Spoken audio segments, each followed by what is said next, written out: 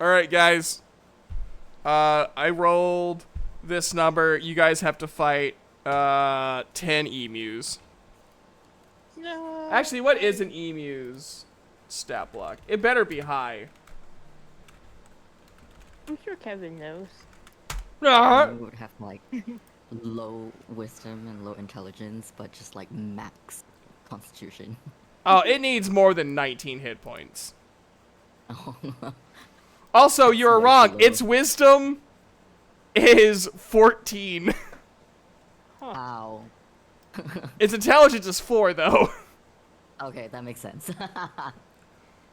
These specifically went through the war, and that's why they have the wisdom. Yeah. Yes. These are the ones that survived. Its beak attack is 1d6 plus 2, and then its talons is 1d10 plus 2. So, okay, if that's an emu, though, then what about a cassowary? Because That's what I was thinking. they're even meaner Okay, than emus. But the thing is, it's really easy to scare an emu. It You is. just have to get something that's taller than it is, and make yourself taller than it is, and it'll run away. Because it'll see you as a threat if We you all are have to taller than just- it. Yeah, we have to just take the red panda approach and just wave our hands in the air really high above our heads, and then boom. Oh my god, there's a dire emu! Which is just a giant emu! Oh no. That tactic doesn't work anymore. Oh, You have to use enlarge on Sullen. yeah. I use enlarge on someone, and then he raises his hands in the air. Gage, I need you. Waves his battle axe. Yes, I need you to imagine something for me. Are you ready? Xiphos riding into battle on a giant emu.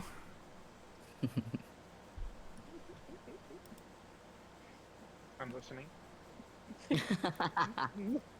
I'm just saying, How I we can do- make it happen. I can make it happen. Will I have to kill off Pop first? You will not. I will allow you, depending on what level you are by the time we execute this plan, I may be a kind god and allow you to have 2 animal companions. Aha. Considering the druid here can summon a whole ass zoo. And I don't like to... Are we? We're level 5. You're level... I guess I could say we're level 5 because I play Yeah. Duke. Oh shit. Did we just hit level 5 or were we there last time? You were level 5 last time. Yeah. Oh no. Did you forget to level up? No, I leveled up and I did all this stuff. He's just but sad he my- won't get his dire emu. No, Oh no, no. My online stat sheet went back to level 4, so everything we've gotten over the last little bit, I've lost all of it. Well, you didn't get Oh. anything the last little bit. Yeah, we did. I looted the The what's it Chimera. called? Chimera. So you would have gotten... From the Chimera. A Chimera I know you va- got the fangs from it, I believe. Yeah, you got the Chimera fangs. You also got the venom sac. Solon took a head as trophy. I took a horn, a drinking horn. That's Yeah. what it was. Horn. You have the other horn. You also have the teeth from the lion head. I think you also got its eye. And then What does the eye you do? you also got some scales as well. We'll say like we'll say you got like a good 3 feet of scales. I also took the snake's neck and cooked it and got that. You did. You did. Yeah, we got steaks. You got good eatins. I'm so glad that Amathea is not one of those druids that don't eat meat. It's just easier. That would make me have to think really hard if there's any, like, vegetarian-friendly places. Though, I mean, I guess because of her lack of knowledge about Gaia, he'd be like, yeah, these eggs are vegan.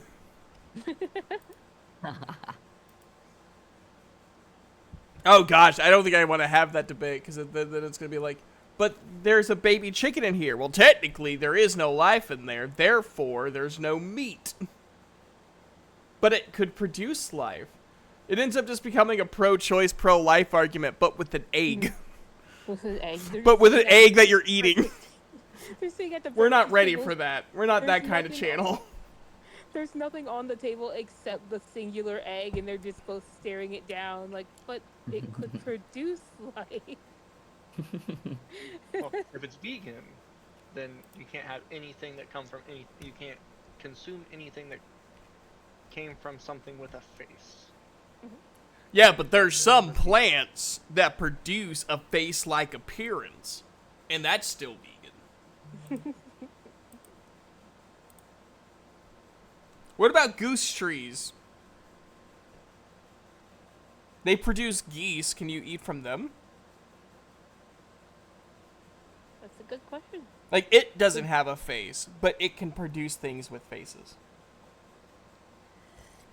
Then don't eat the things that produce it. This is the real way to play D&D, everybody. Is arguing semantics. I mean, that is technically what a lot of people do with the DM. You guys are just really nice to me, and don't do that. Like, both parties, I have been really happy that you guys... Like, the most you guys have done is not argue, but, like, set up an argument of why you should be free to do this thing. And I don't think that's a bad thing. I think letting me know you want to do this thing, and how that thing can come about, I think is what I'm here for. Is to be like, okay, but I disagree. And this is why. Anyways, everybody, welcome to session 10. You guys have made it to the double digits.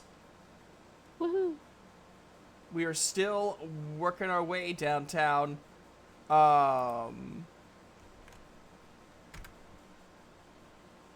Scenari. And I'm organizing my tabs right now. I'm so happy they have a dire emu stat block. That makes me insanely excited. Because that's gonna come about eventually. So last time, you guys were attacked by a chimera. Zypho stole a bunch and from the chimera. You killed Verdone Milnus in a good team building fashion.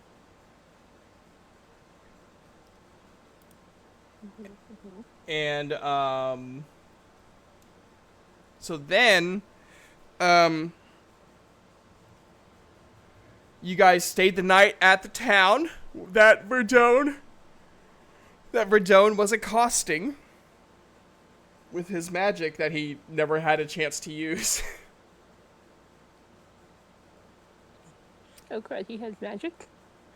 Well, he's dead now. He's got killed in some of the worst ways you could possibly die.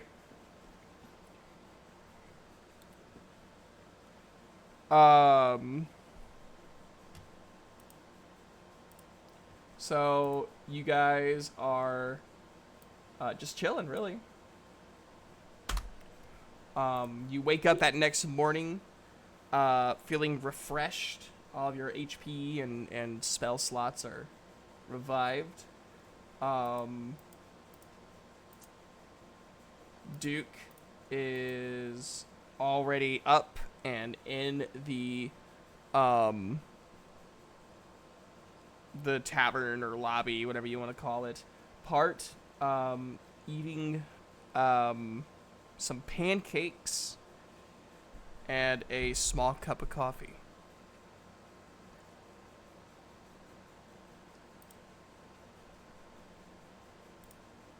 You guys may begin whenever you wish.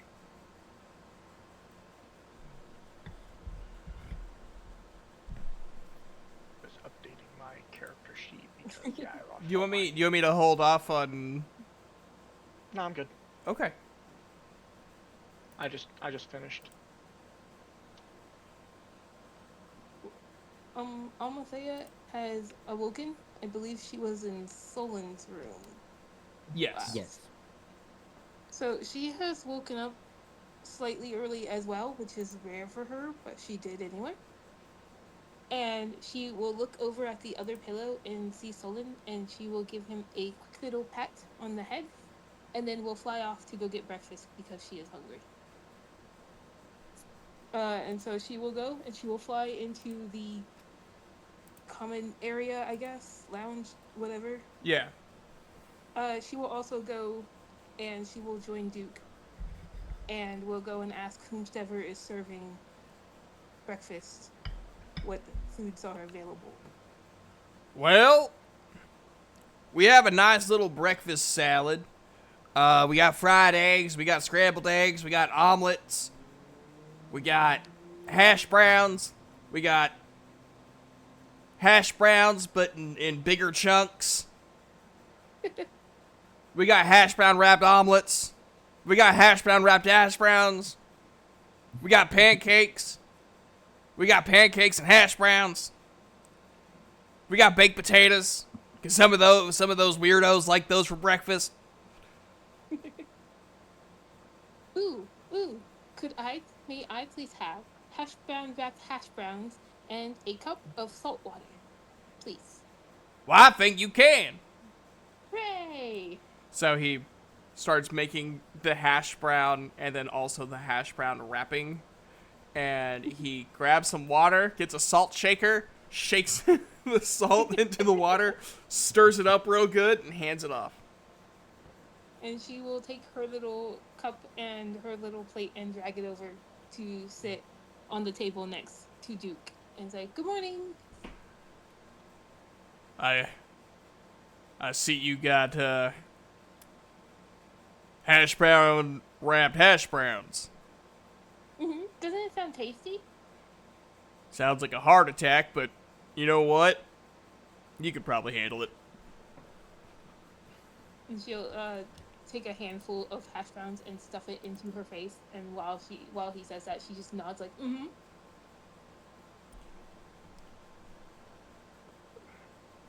Well, I'm just looking over the map here.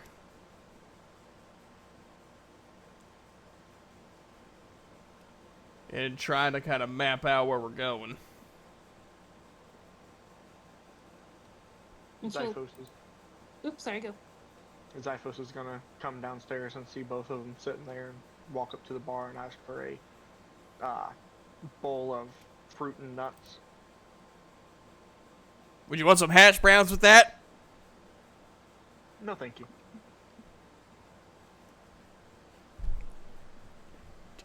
Damn country folk not wanting hash browns. Sons of bitches. Macy your bowl.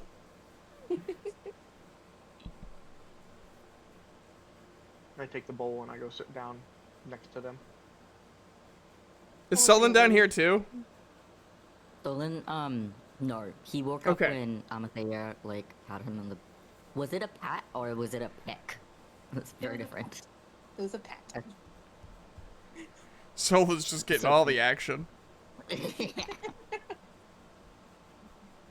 Are In that case, he wakes up and he's just very confused. He's just like, why are all these people so weird? why are they giving me affections?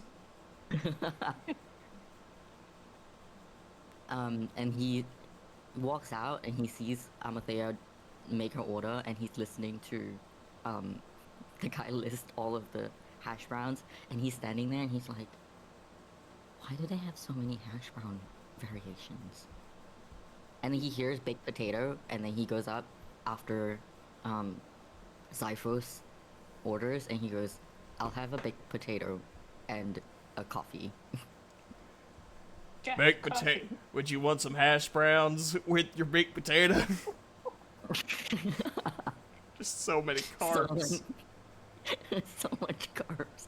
Someone kind of just looks at him and goes, no.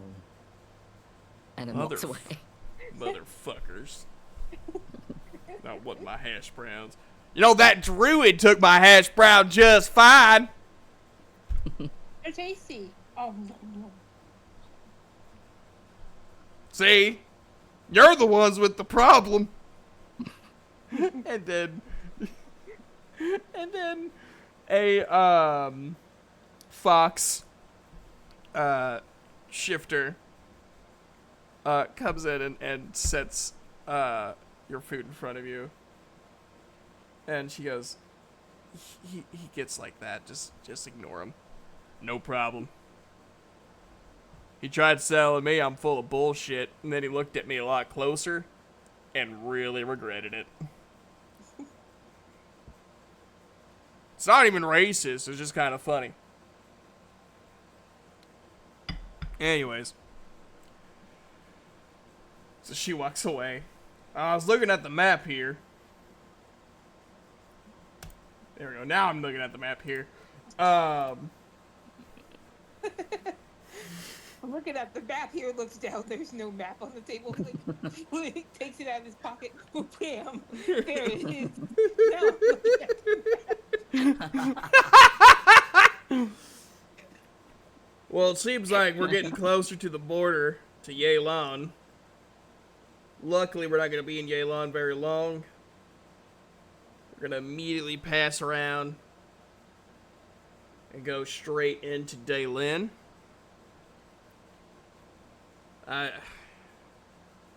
We're only going to be in Yelan for a couple hours. But rumor has it there's a lot going on in Daylin. Some whispering of a cult. The cult that, we got all that stuff on or whatever. Mhm. And, we got attacked by that Chimera. I just been thinking that we just need to learn to be a lot more careful. I know we have been, but I'd mighty regret seeing one of you die. Yeah, we've made it this far without any issues. True. I don't know. Maybe I'm just being overly cautious. Almost I will pat on Duke's forearm, like, we'll be okay. And then stuffs more hash brown in her mouth.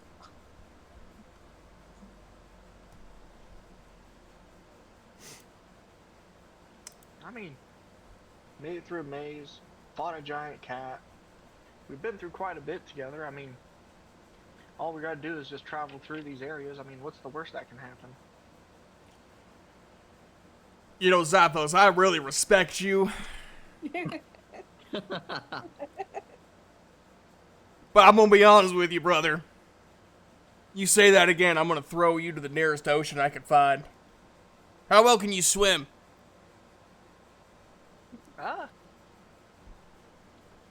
Used to go swimming in a river with really bad rapids, so pretty good. Alright, tied to rocks it is. Oh, my dad trained me like that too.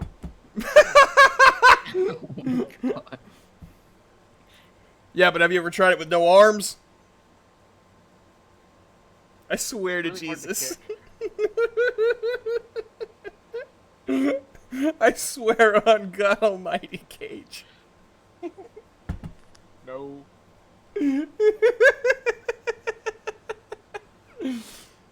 Tied to rocks it is. Oh yeah, my dad trained me that. Fuck.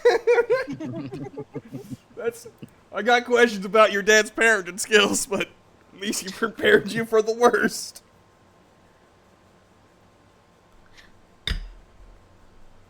Well, we also killed a guy yesterday. He was mean. He was me. And stinky. He was quite pungent, yes. I think those are accurate descriptors of him. He also talked funny. From what the citizens were saying, he deserved it. Oh yeah, I'm just just assessing. Also, our Sandel friend disappeared in the night. I'm Oh, sure. yeah. Everyone just forgot he existed. I'm sorry, maniac. Solon just looks up from like scraping the potato out of like the skin, and like goes, "Oh yeah, there was someone else with us." Then continues eating the potato. It concerns me how quickly you just forgot him. And like he just like looks at all three of them. All the things got like hash brown halfway to her mouth, and then she like looks around like, oh yeah. Zyphos, you remembered him, right? Yeah, but it's hard for me to trust somebody I never made eye contact with. I'm fairly certain there's a level of potential offensiveness in that. But I can't quite put my finger on it. So I think I'm gonna give you a pass on this one. He's not here anyway. It's fine. I look down at my bowl and realize half the, fruit and nuts are gone, and I can just see Pop with blue juice smeared across his face from some of the blueberries. You also see a couple of hash brown crumbs fall out. Mysteriously. Hey.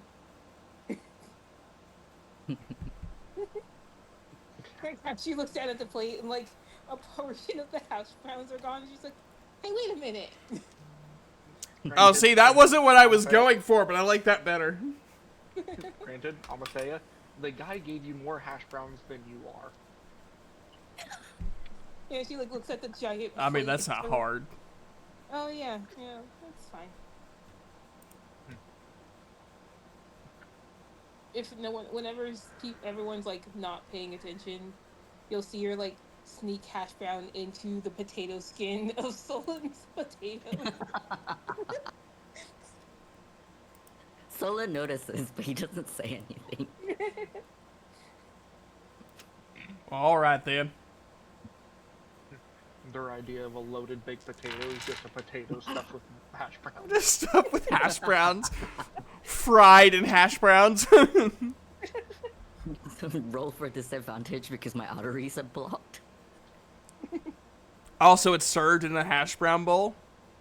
Oh no. It's sustainable. Okay, Gage can attest to this Eco-friendly. though, as I am an absolute like whore for tater tots. I'd eat it. I would eat the hash brown bowl. Also, you might, if what's also happened is while she has been doing this, she also might have some blue juice on her fingers that she is hiding behind hash browns. Wait, what? She has blue juice from the blueberries also on her fingertips, and she's been hiding it in the hash browns. Oh, So that no jeez. one notices that she's also been stealing blueberries with Pop. Duke's gonna notice all of this happening in front of him and just kind of scoot his pancakes closer to him. Anyways, you guys want to like look around, see what we can find, see what do we need any supplies? Are we doing good? I'm still fully stocked on food. I kept some of the leftovers from last night and got them in my pot to keep them sustained. So we're good on, should be good on food. I love bots. So Michelle Game 658V says, "Yo, mate, I really love this game. Would you be down to squad up sometime?" Brother, I think you're botting the wrong game section. Well, you didn't answer the question, would you? Just gonna ban that. Gee, what, squad up in some D&D? Yeah. I have no idea what accent I gave him. And accent.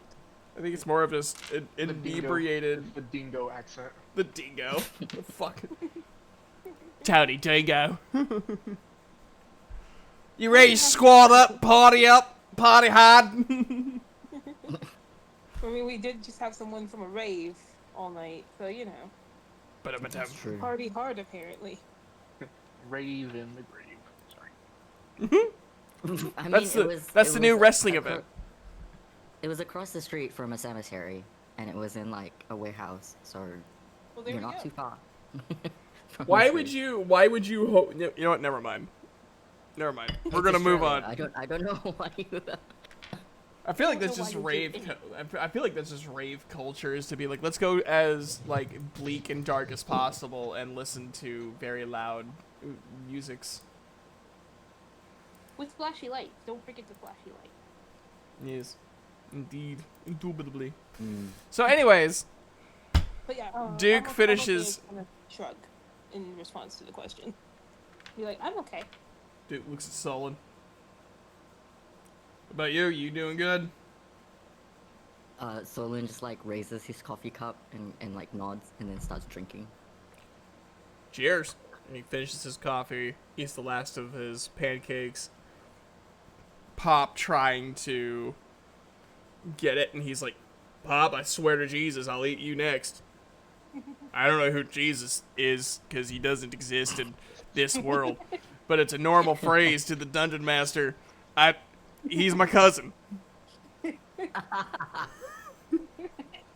My cousin Jesus. Duke being half Spaniard is now in my head. Oh no. Como estás? Muy bien, E2. No. Doesn't lose his accent when he speaks another language. Konnichiwa. Oh, no. Bonjour, monsieur.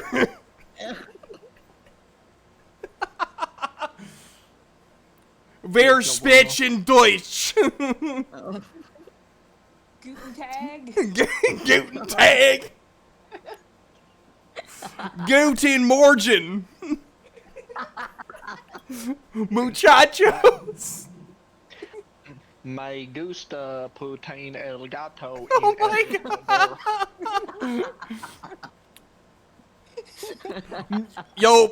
Yo puedo tocar la guitarra. Ni ha heyo. It's ni hao, you numbskull. The one language he speaks perfectly is Chinese. Ni hao. Oh my god. My gut hurts already. We haven't even started. So he finishes his food. Pats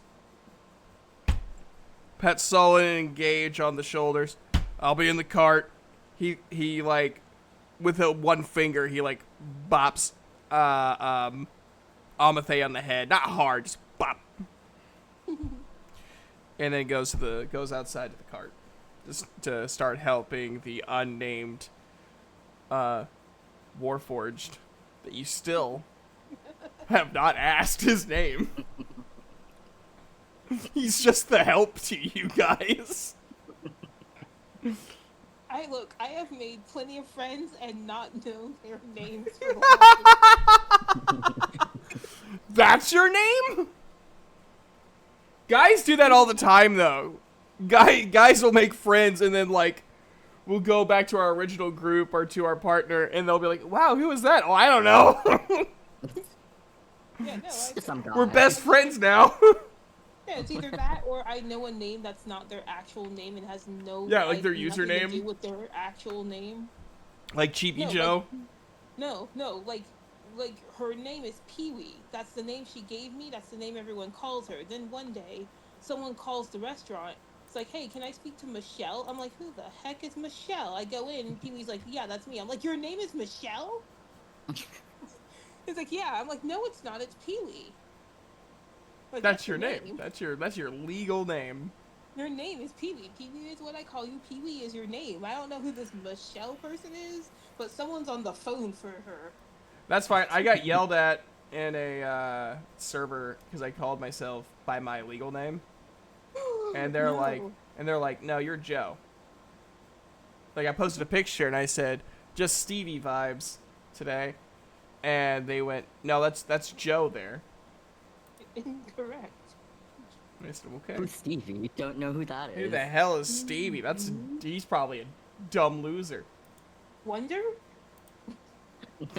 I have been called that so many times. Anyways, Well, you're blind enough. Anyways. Duke is helping the unnamed Warforged with the cart. Duke knows his name, but, you know, Duke's a good person.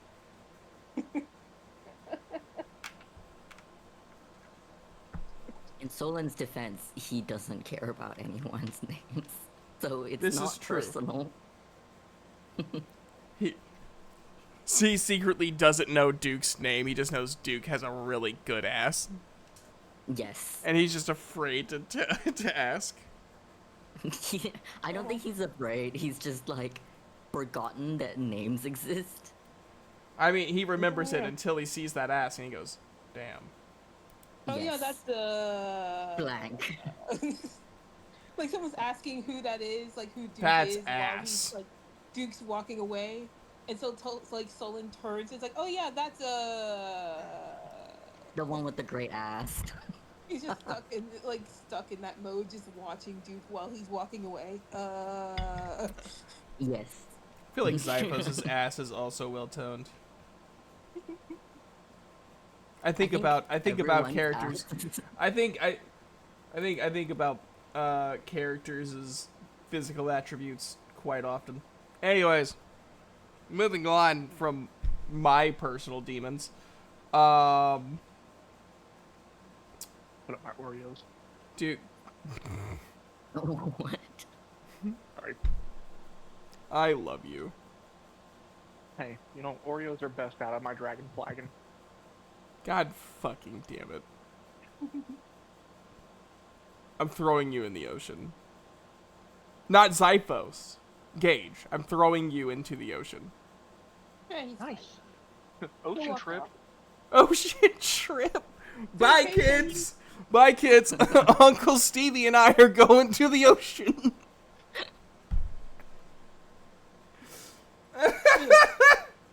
Almathea is going to eat a couple more bites of hash browns and finish off some more of her salt water. And then she is going to fly off, collect her bedroll and whatnot from the pillow in the bedroom, and then she'll go and join Duke. Cool.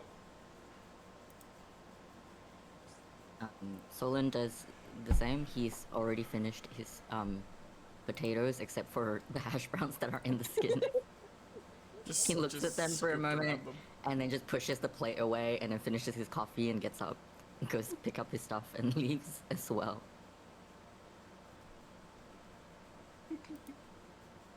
Zyphos is going to collect all of the stuff, pile all the plates together, and make it where it's one nice, neat thing, and take it up to the bar counter and hand it to him, and then follow everybody out. This only partially makes up for you guys neglecting your hash brown needs. Sorry I'm about that. imagining him yelling that while Zyphus is walking away. Partially. Partially. Had to make sure he knew. Make sure he heard me. It's important. I walk out to the carriage and double check everything with everybody and get ready to go. Amalthea is like petting the horses, both horses' snouts and whatnot. When he gets out, just like pat, pat, pat. You're doing a good job.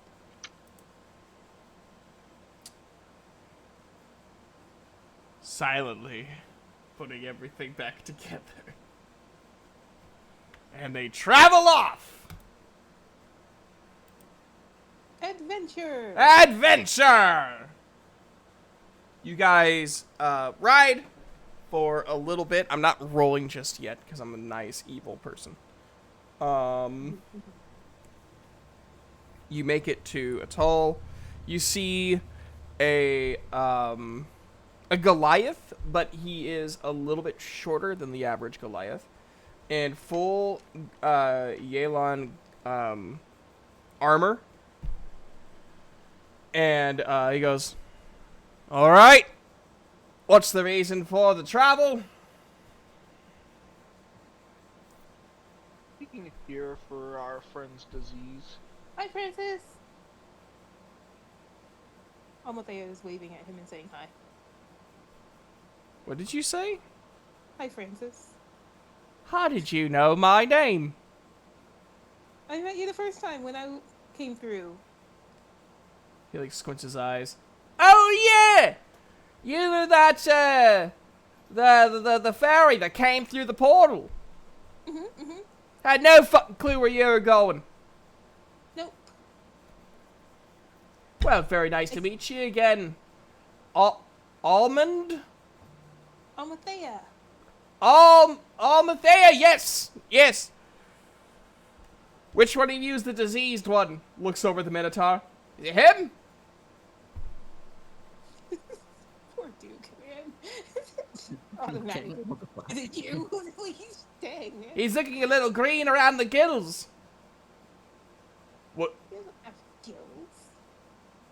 A do? Oh yeah, I can tell it from here. Huh. No. It's the small one. Amalthea waves again. Oh no! Well, you're free to go then. You gotta hurry. She's a sweet one, that. Thank you.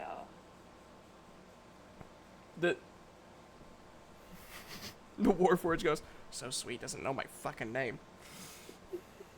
Thanks, Francis. Tell the kids and the wife I say hi. Oh, but you learned his name, motherfucker. You learned his name. So they travel on into Yelan, where there was a lot of like woods and like kind of like little wetlands, is now like infinite plains of Yelan. And then you go through. Your driver turns a little bit onto the road and goes through the next gate, and now you're in Daylin, and now I will roll. Yay! What fun will happen next time on Dragon Ball Z? Da-da-da-da-da-da-da.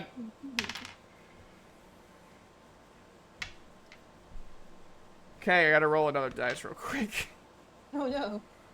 Where's my D10 at? Well, Zyphos is gonna have a lot of fun. Oh. Yay, I get to skin another animal. Kind of. Oh boy. I get to skin many animals. Speaking of that, yeah, Pop's gonna need a new set of armor soon. Well, as you guys are rolling into Daylin, I almost said Daylon. There was a war and they unified into one big kingdom. They are now the kingdom of Daylon.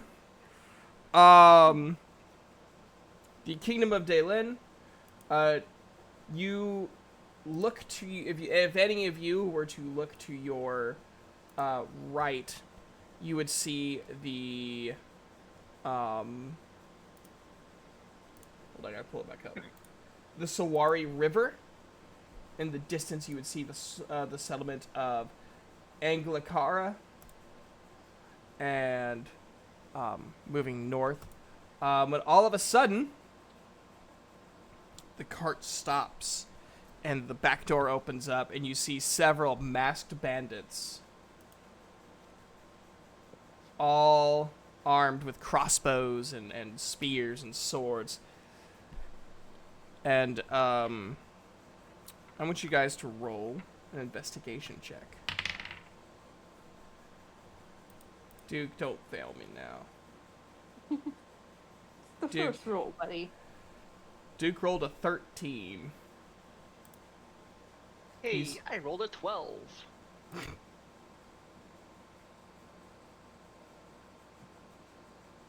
It's up to I you. rolled a 5.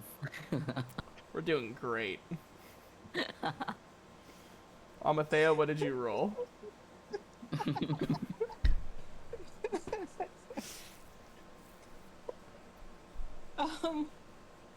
You said investigation, right? Mm-hmm. I got a 10 only because my modifier is +8. I rolled a 2. Oh my god. You know what?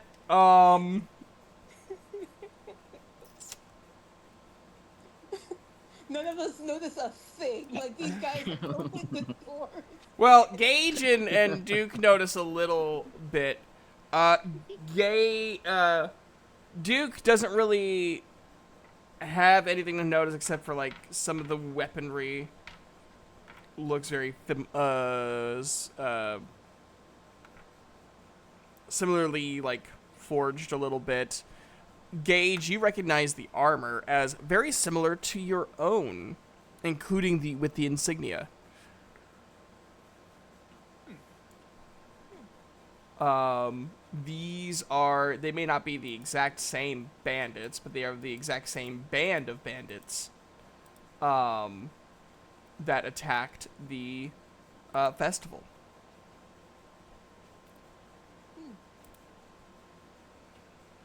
Now imagining an entire party going through an entire campaign and all of them roll low for like investigation or insight or perception, so that somehow they just stumble their way through every interaction, not knowing anything that's going on.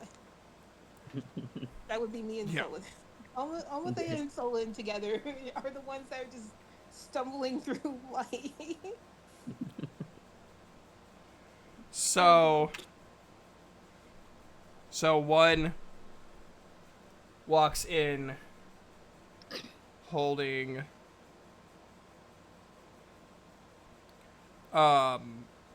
two short swords. I'm gonna need all you to step outside while we ransack your cart. Is that clear? That's not nice. Oh, that's not nice. Did I ask? No, which is also not nice. And she'll like grumble, but she'll like fit. She's not flying out of the cart. She's crawling and like scaling down the steps to get out of the cart. How many are there?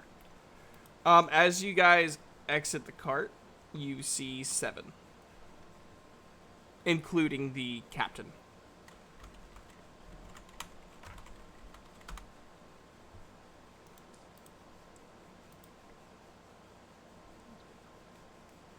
Let me...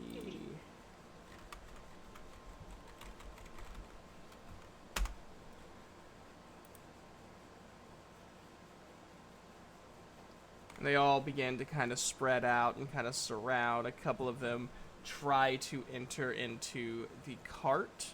You guys can choose when you want to roll initiative. You said a couple went into the cart, so there's only 5 outside with us right now. Yeah. Yeah, there's 2 behind you in the cart, and then 4 behind the bandit captain. The bandit captain is standing in front of you.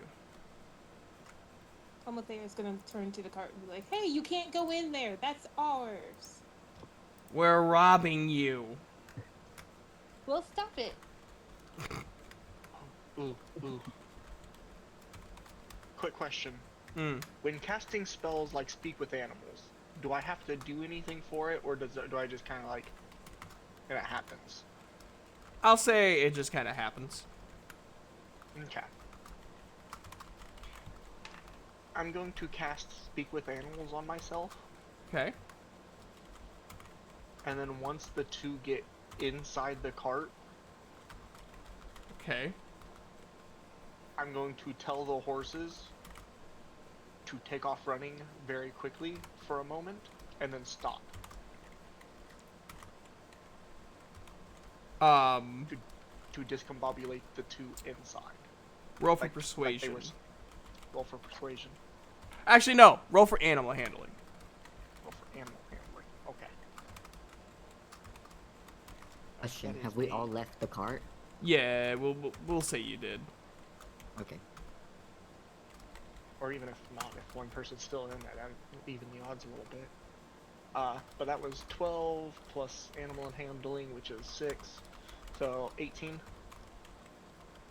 That is enough. Now, question: does anyone want to still be in the cart? Duke and Almathea are outside. That is confirmed. Zyphos is 2. He just stepped out. Solon, do you want to be in the cart or outside the cart? I'm happy to stay in the cart. Cool. Roll for...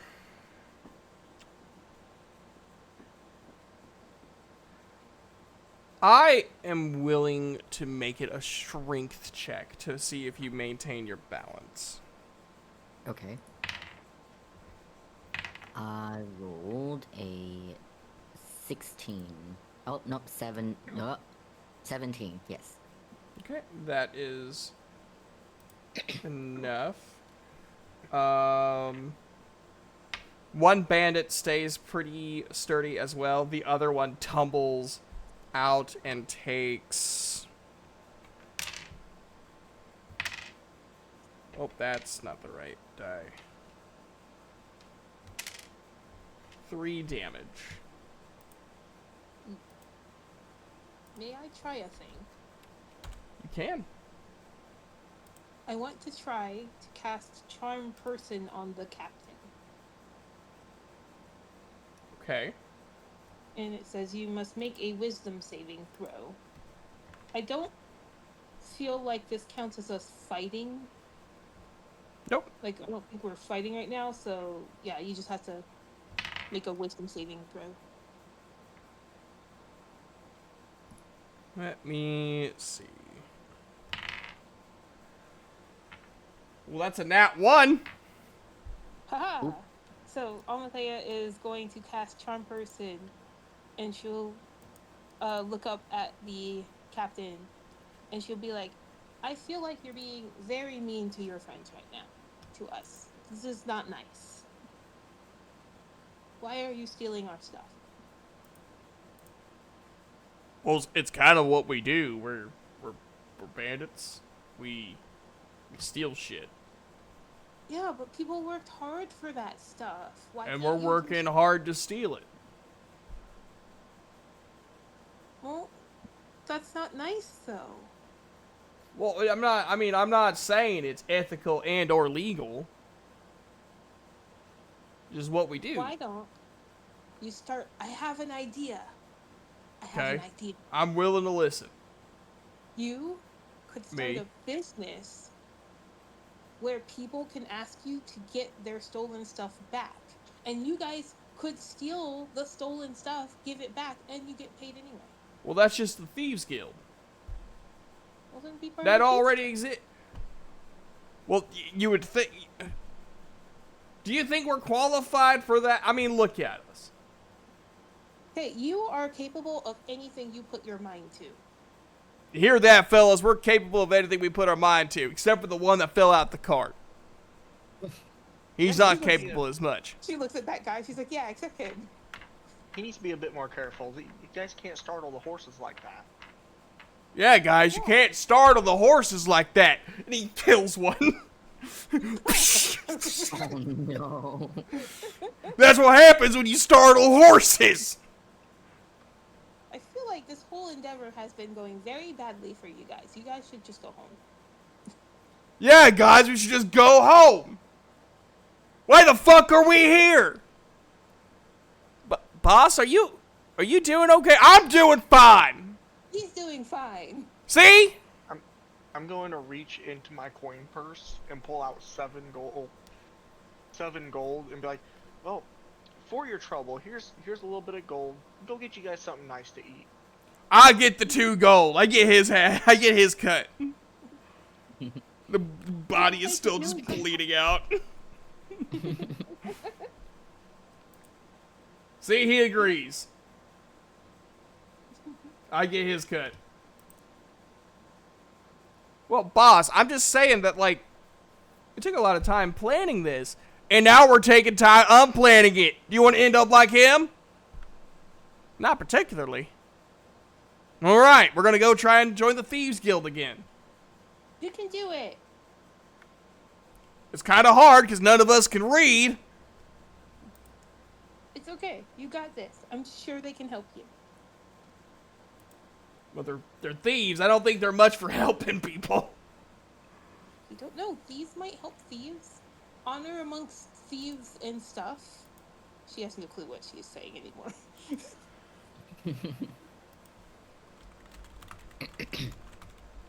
She just knows she heard the phrase somewhere, so she's just saying it. And they go off. Hey, bye. Good luck. They were nice. Once they stopped trying to rob you. They also left the one beta behind, the one that fell. Oh. She'll look down at him like, oh no. And she'll like pat his cheek lightly. Are you okay? Well, I could still rob you. And he holds That's up. mean too. He holds up a single short sword. Give me all your money. And I, as Solon, see this happen, jump out of the cart, because I'm still in the cart, and just, like, step on him.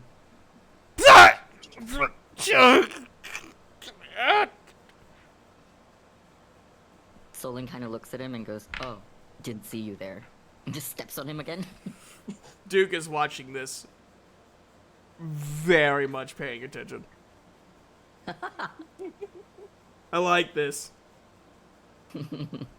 I approve. Solon looks at Duke and goes, I am glad that you approve. And just, like, steps on him again. You're like bones starting to crack. Alethea looks the guy in the face now and is like, now are you gonna stop trying to rob us or not? He like tries to like move his arm around to the crossbow. Give me all your money. Solon just steps on his arm. So he's like full on body weight on just this guy. I'm real glad we got that armor for you. Add some of those extra pounds on the guy. Okay, I'll give up. Thank you. Solon like deliberately takes his time to like walk off the guy. This poor guy, he just fell out of he was just, as far as he knows, doing his job, falls out of a cart, and then gets stepped on, has his gold stolen. his share of gold is stolen. He's getting stepped on. Who knows, maybe he'll come to like it.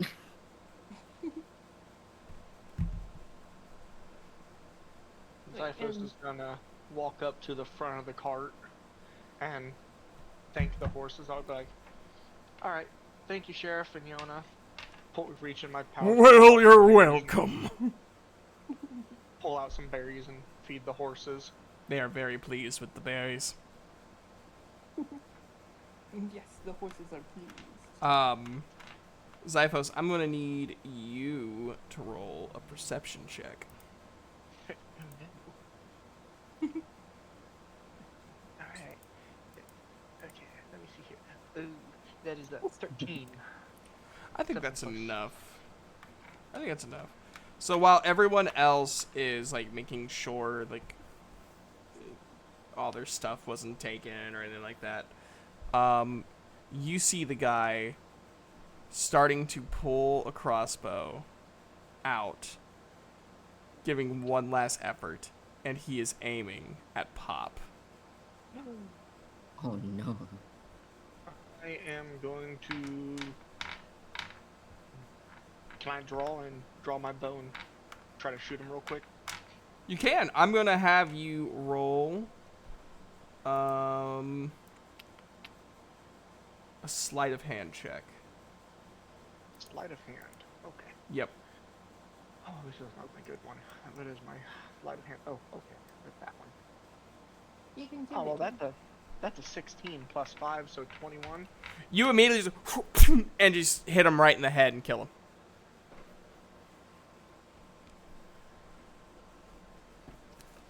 Like right when he was about to shoot the small little hand crossbow at Pop. That's what he gets. I'm gonna walk back to him and just kind of like put my foot like on his face and pull my arrow back out of his head. Don't want this to be a waste on you. And do a quick little pat down search of his body and take the little hand crossbow and set it off to the side. Cool. You get 5 silver and 3 bronze or 3 copper.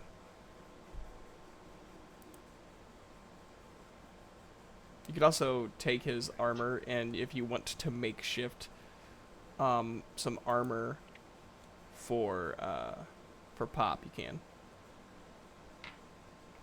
That's what I'll do. I'll Cool. use a little bit of the next bit, stretch of the carriage ride and use my little sewing kit and try to dismantle his armor, cut it, and make a little armor set for Pop. Nice. Now, question. What did you and I agree on to roll to see if you're able to, like, craft things? I can't remember. I can't remember what we used either. Do you want to do... It'd either be sleight of hand or survival, which for me is literally a 1-point difference. Right. We'll do survival. I feel like that would be survival. Oh no. Oh no. Oh no. So this dice is going into prison. What did you roll? A 1.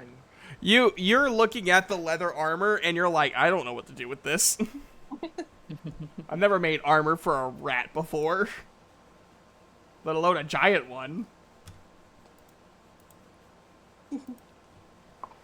Pop shall remain naked for a little longer. Actually, me saying that now leaves the possibility that he tried making armor for Squee. Rest in peace, Squee. Rest in peace. Gone, but not forgotten. Mhm. You almost had a Squee 2.0. That would have been really bad. Yeah. Yeah. It all depends on how much arrow damage that arrow would have done, because Probably I not don't too know. much. yeah, considering you gave Pop 30 HP, Yeah, even with a critical hit, it would only do, like, at most, probably 15 damage. Wow. Which is Pop still has quite a almost bit. HP as me. Yeah, Papa always have more HP than me. Jeez. Until the level up, he did have more HP than me. Yeah, me too. So after all of this is done, you guys shove off again, Yeah. And again. and now we roll to see what happens next.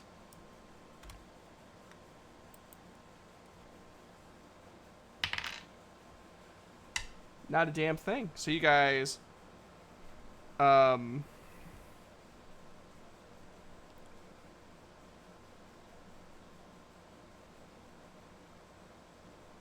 How long have we been traveling now with that roll? I would say each roll's about 3 hours. So you guys probably been going. You guys probably left about 8, 9 a.m. And you've been traveling about. Let's see. So the 2 rolls, that'd be 6. You guys have been rolling for about 8 hours. Okay. I'm gonna pull out some of our food while we're going and kind of pass it out to everybody since it's been about long enough. We're probably hungry, a little hungry now, so everybody has a little bit to eat Food. while we're just going, we're riding around. Amadeus gonna be munching while sitting on Solon's, on one of Solon's legs, just kicking her legs, looking out the window, munching on her food.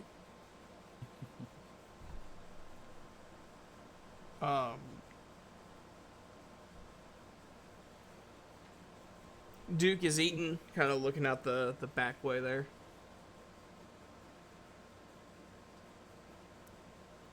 And we're gonna be stopping for camp soon. We're gonna need to decide who's taking first watch and who's taking second watch.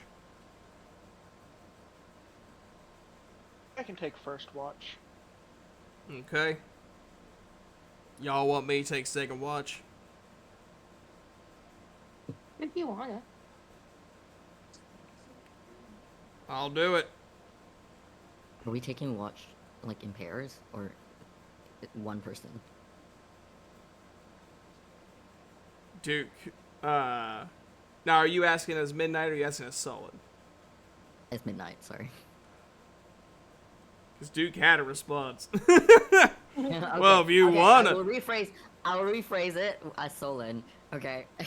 Solon You looks just at Duke and you goes, just want to see, you just want to know what Duke's gonna say. yes, obviously. Well, I mean, if you want to be my pair. Solon just like goes, I wouldn't say no. All right, Sol and I will take second watch. Zyphos, you take first. It's good to me.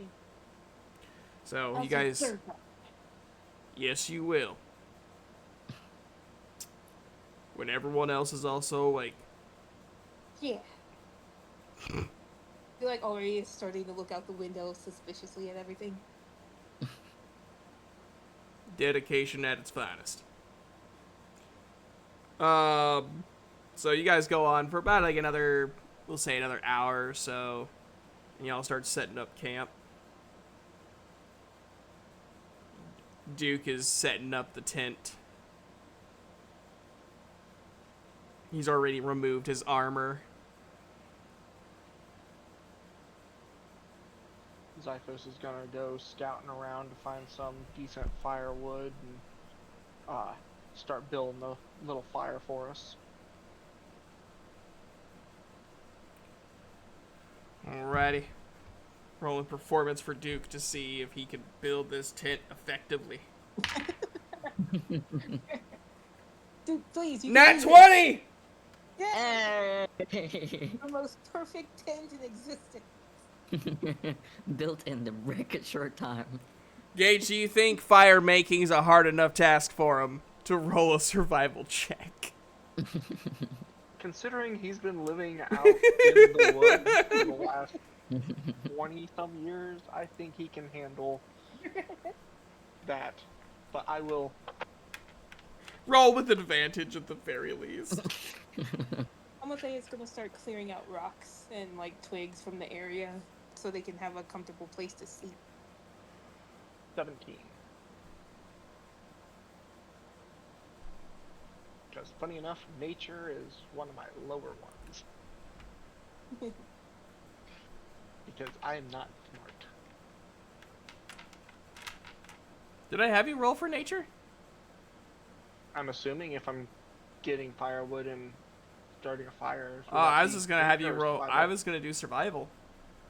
Oh, then I was 20. gonna be nice to you. 20. Perfect. That fire's a blazing. That tent's a looking good. It- Amathea, roll a strength check. Oh no.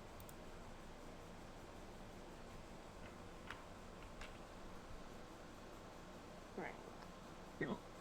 Right. Oh no. I got a 7. So you do really good with like the smaller sticks and little pebbles, but like you start kind of getting a little big for your britches. And Someone sees that and he goes to help her. yeah, you see her that she's met like a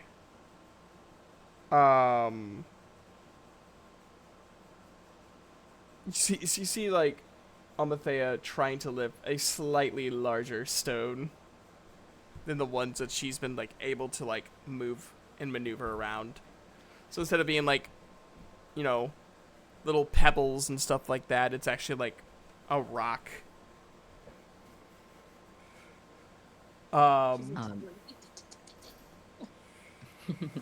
Wings are like fluttering like crazy, like in reverse to like try to like backpedal it out of the ground. But like you're just like completely still.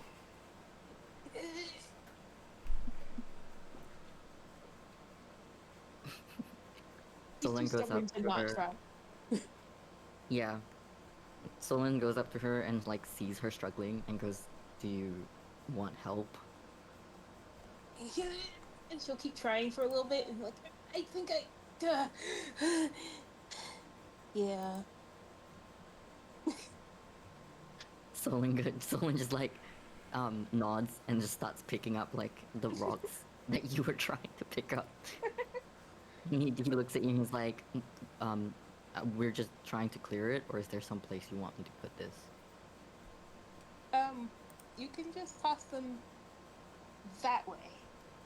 And she points into the forest and away from where they're sleeping. Cool. And Solon tries to throw it, but because the rock is actually really small compared to him, he may have used a little bit too much strength. And he throws it really far, and he like, it makes a really loud thud. She's like, Mew! She's like, oh.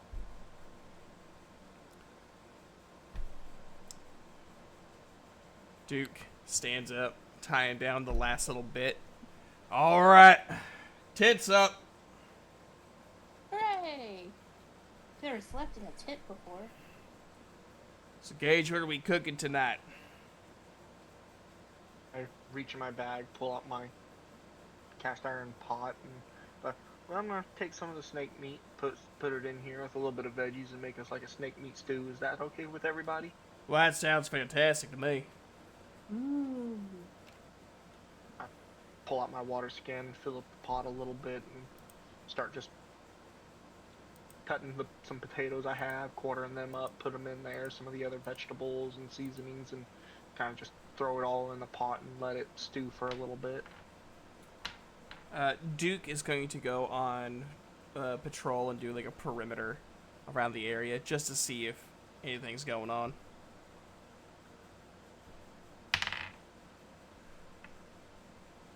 You don't see nothing. He ain't seeing nothing.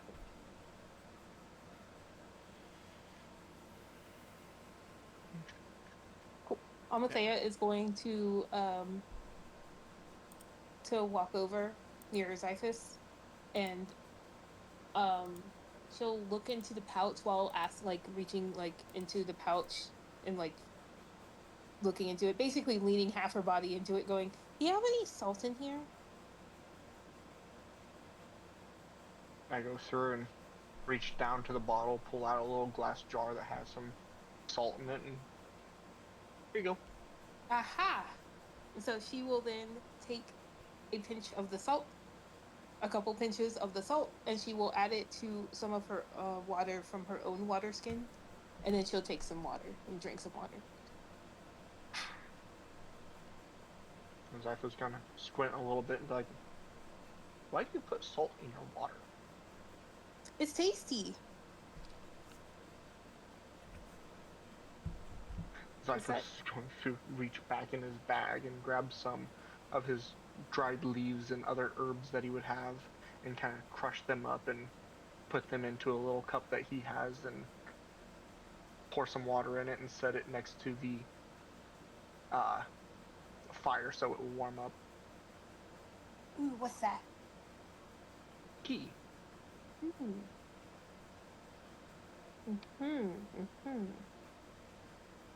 And she will look at the tea and then look at her salt water and then look at his tea and go, eh. And she'll continue drinking her salt water. And Zypho's kind of nods like, okay. Oh, is there anything I can help with?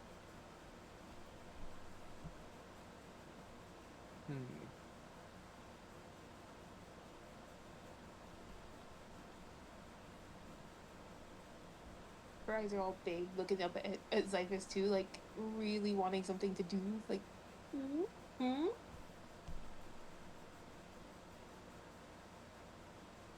Zyphos tries to think of something, but he's just coming up short because we got somebody already building a tent, somebody on patrol. Would you want to see if you can find some water nearby? See if there's a local river or creek running through that we could get some fresh water from? I can do that. And so she will then flutter up and then zip off. You just.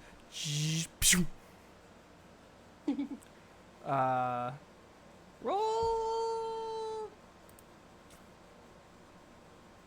I don't want to do investigation. We'll do perception. Okie dokie. Because it's kind of more of a broad thing.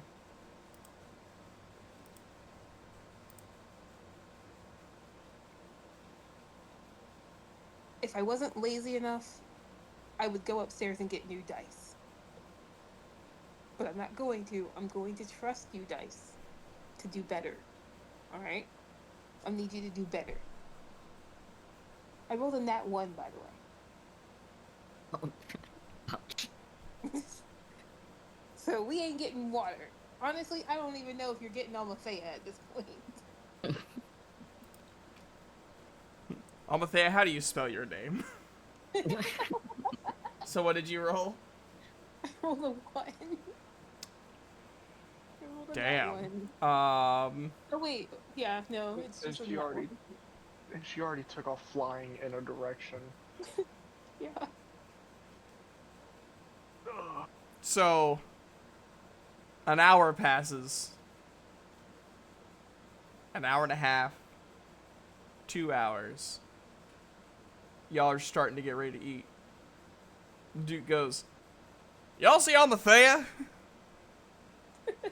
I sent her off to go try to find some water. It shouldn't have taken her this long. Nah, shit.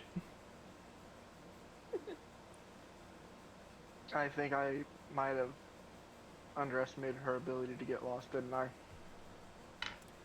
God dang it. Alright. And he, like, holds up his hand and just fires off an Eldritch Blast.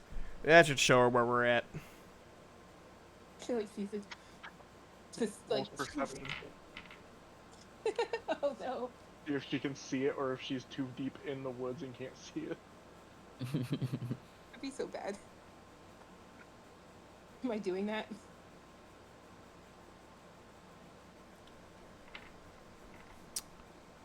So does Amathea find her way home?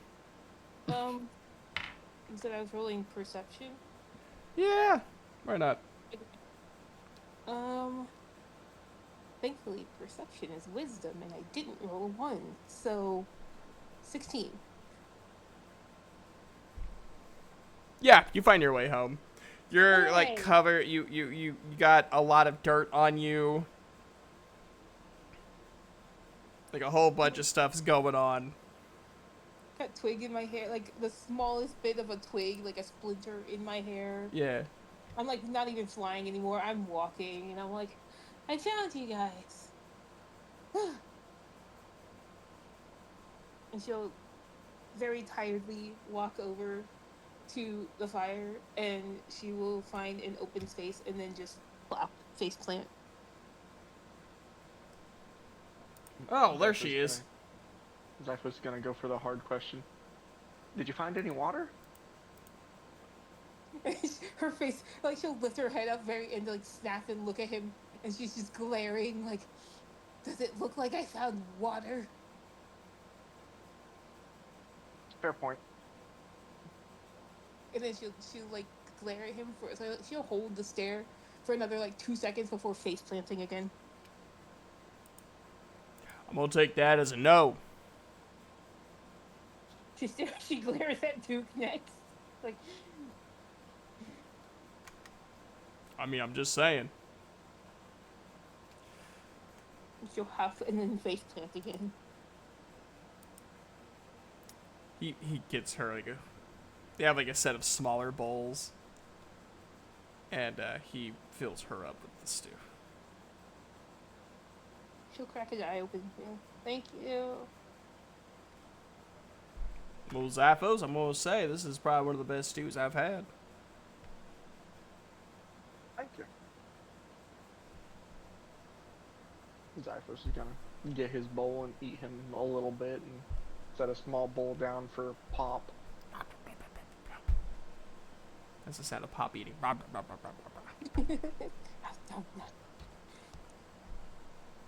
And Omathea starts eating hers as well.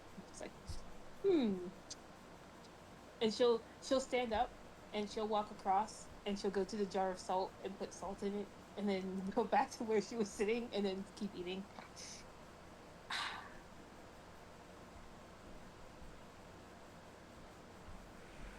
Be a little salty too if I got lost in the woods.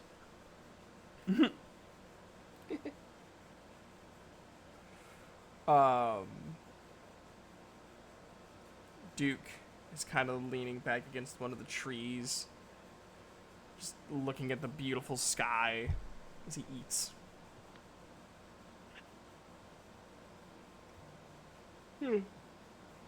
And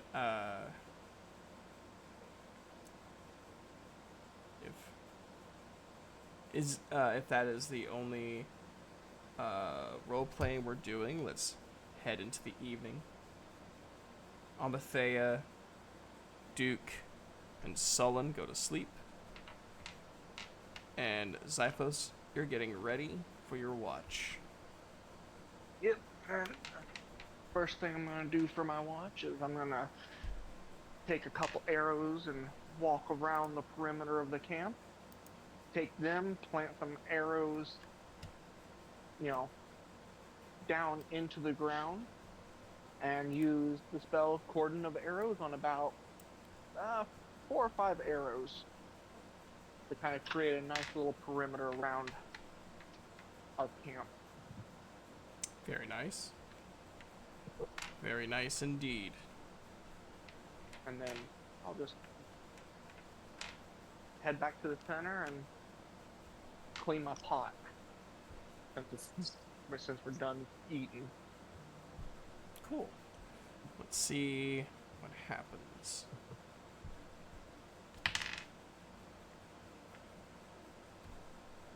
Alright, let me these down.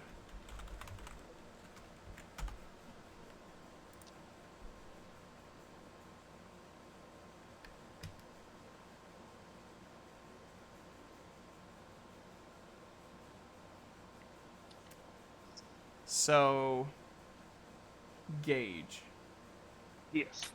You start hearing a chittering sound. Okay.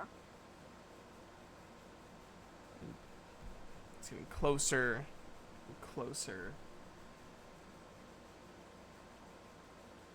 Do I recognize the chittering sound? Like what type of animal may be making it?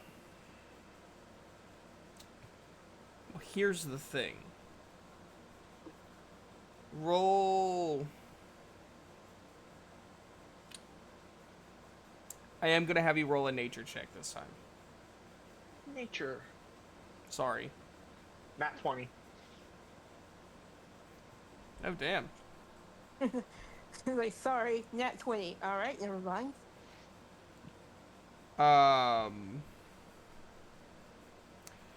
You have heard the sound with Drider tribes. Human spiders, essentially.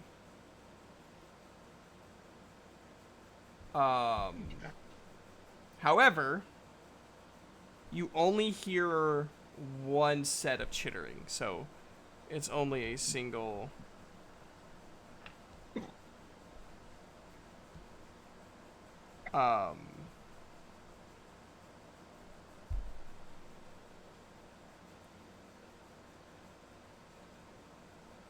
So there's only, as far as you know, there's only one. Now I'm gonna ask you if it attempts to pass through the threshold. What is there any rolls that I'm doing? Oh, let me double check. Cause I'm pretty sure it's just a matter of plant. Oh, 4 pieces of non-magical ammunition on the ground, 30 feet. Comes within 30 feet of the ammunition for the first time on a turn, or ends its turn there. 1 piece of ammunition flies up to strike it. The creature must see a dex saving throw, or take 1d6 piercing damage. And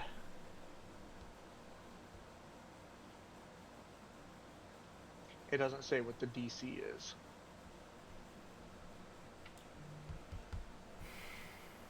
Would that just be your thing? For like when you do spells? That might be. I don't. Because it doesn't say what it would be for the DC. Just they must succeed a dex saving throw, or take 1d6 piercing.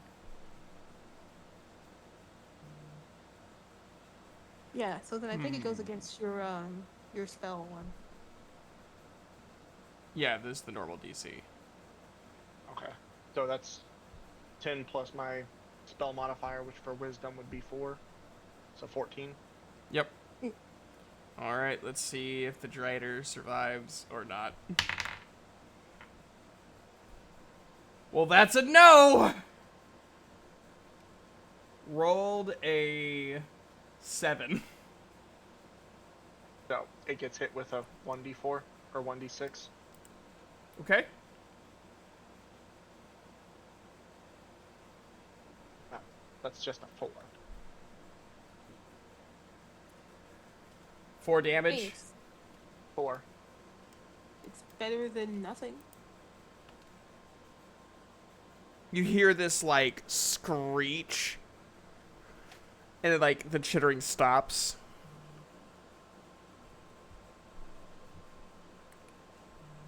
I grab my bow and I just go to investigate and see what it is. You see a young adult female Drider going, I was just passing through! I saw that I smelled something really tasty, and then I get shot! Oh, I apologize. We were camping here and I didn't know what animals or anything were in this area. I walk over to her and I ask, do you want me to help you, or No. Technically, this is my mistake.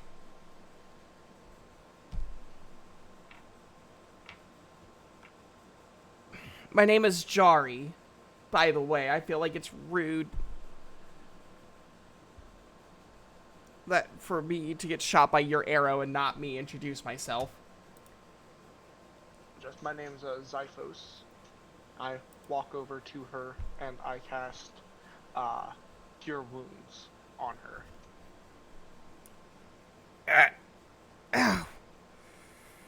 Arrow comes out smooth, and the wound is healed. I'm gonna do 1d8 plus. Oh, you know what? Never mind. There you go. My spellcasting modifier is 4, so. Yeah, I'm about to say, I'm like, she's gonna be fully healed regardless. Yeah. Rolls a -1 somehow. How? the one negative number on the dice.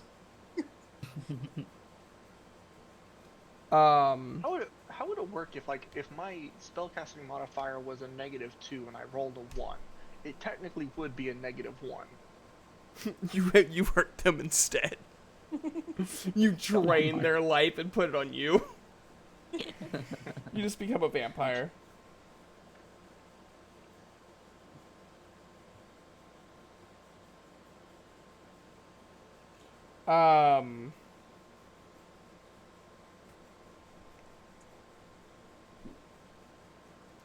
So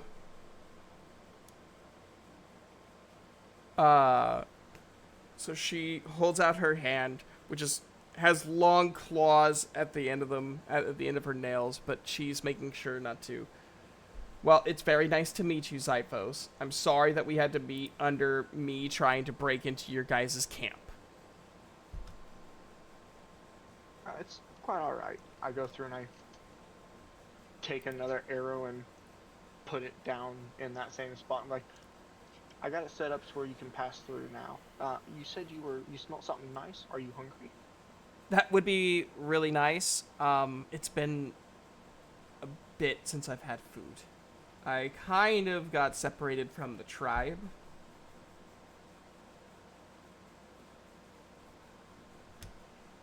I go through and I walk her back to our camp. And God bless anyone wake up to this. I rummage through my pack and I find some of the extra meat that we have. And I take out probably about a 1-pound chunk of the snake meat and hand it to her. It's like, this was cooked last night. It should still be good if you want some. Are you sure? This is like prime meat. I'm sure. Okay. She looks at it, her grayish skin shining eerily in the moonlight, her 4 eyes blinking in unison as there's a firefly in here. Blinking in unison as she like examines the meat. And you're sure? Yes. Okay. Thank you. And Zyphos nods and sits back by the fire, tending it, making sure it stays lit and everything. she bows her head, as is Drider tradition, and wanders off. With your nat 20 nature check, you also realize she's not too far from camp. She doesn't leave too far. Yeah.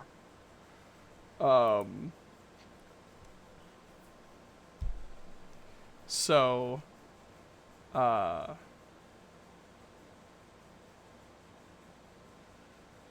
is your watch. I'll go ahead and I'll go to Duke first and wake up Duke. Yep. That's me. I'm alive. Alright. I'll give you a couple minutes to get woken up. I'm gonna go wake up Saloon for your guys' guard rotation, and I'll let you guys know what all happened. All right. Sounds good to me. Roland wakes up Nice. pretty quickly, because he's used to it.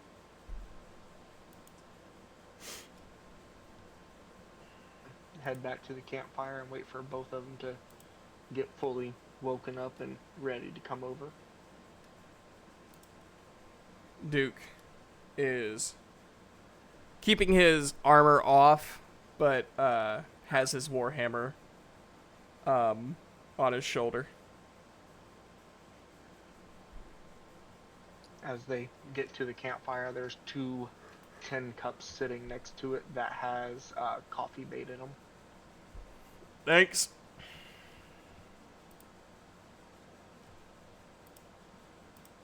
So, anything fancy happen?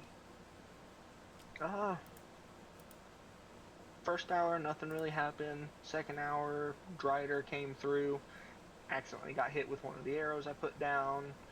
Gave her a little bit of food. She's just a little bit out in the distance, shouldn't be an issue.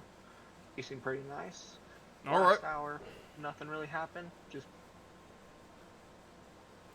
Well, definitely don't wake up Almathea and tell her there's a giant spider woman out in the distance. Probably ain't gonna go well. yeah. I I get figured it. Since she wasn't very aggressive, she wasn't aggressive at all, so I didn't figure it was reason to wake us up. important enough to wake you guys up. Yeah, I don't disagree. All right. Well, you get yourself some rest. We'll be leaving right when our shift ends. Hmm. And, Zaphos is gonna go lay down next to Pop. Pop moves a little bit closer to, because the new warmth. Duke sits down by the fire, starts kind of poking it with a stick, kind of making sure it stays lit. This is your first time camping?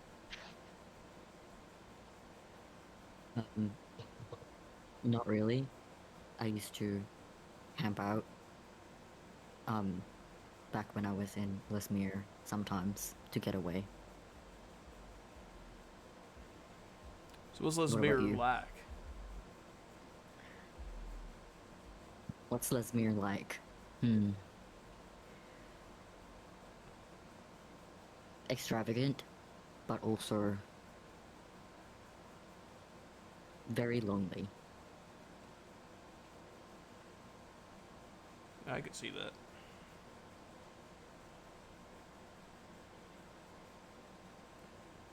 I know all about that.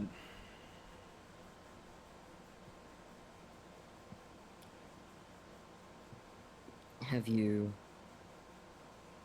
camped much? Yeah, I was kind of an independent adventurer for a while before I met you guys. Kind of just did everything on my own.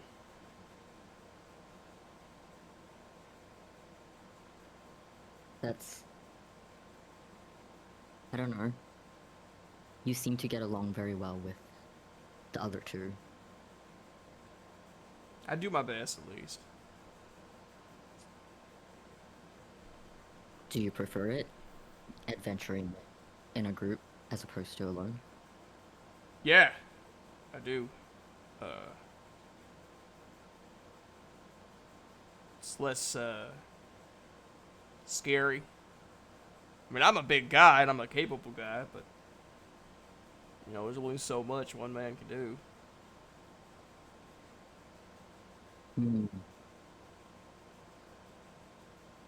I do remember the times where you almost died, yes. Good thing we have the little fairy with us. Yeah. Yeah, I gotta be honest with you guys. I never really almost died till I joined you. He kind of laughs with it. Ah, But I wouldn't change Solon it. kind of smirks. But I wouldn't change it. Well,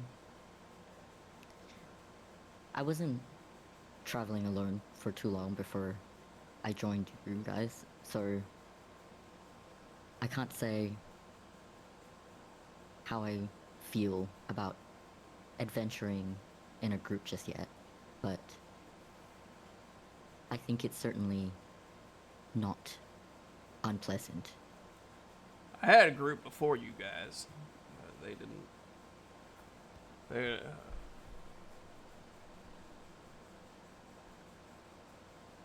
They unfortunately didn't make it. Hmm, But yes. you, even with that,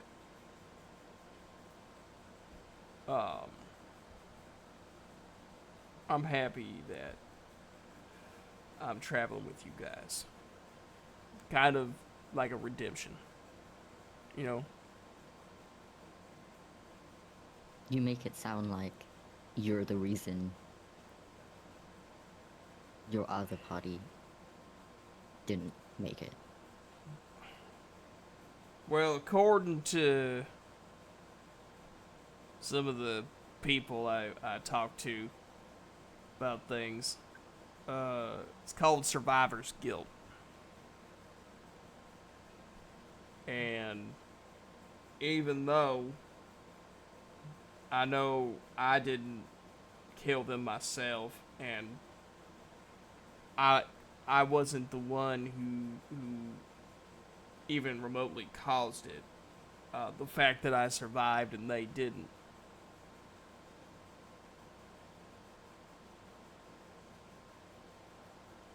It puts a strange weight to it, you know. Yes. I think I know what you mean.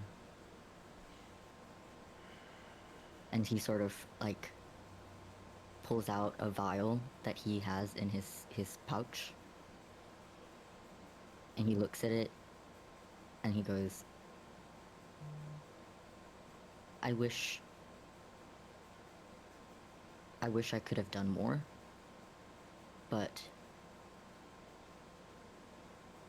sometimes doing your best isn't enough. And I think that's something that just is. And he puts the vial away and sort of like looks forlorn towards the fire.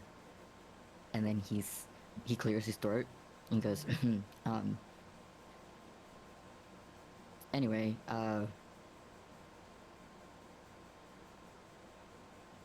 what do you think about what Zyphus said about the spider lady? Well, if she ain't causing problems, I ain't gonna cause problems. I ain't got nothing against them.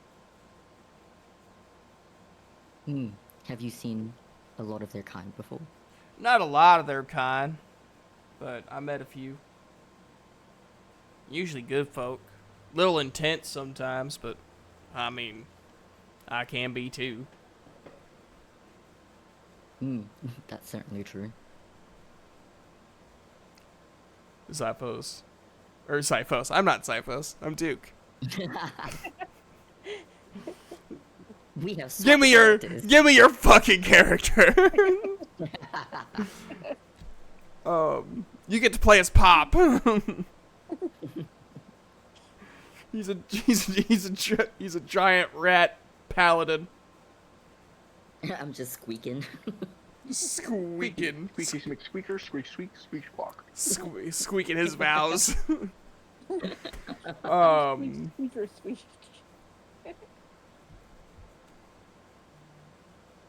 After that comment about Duke's intensity, Duke smiles, blushing a little bit, and before I roll this dice, he caresses Sullen's face just for a second. I appreciate your Sullen- existence in my life.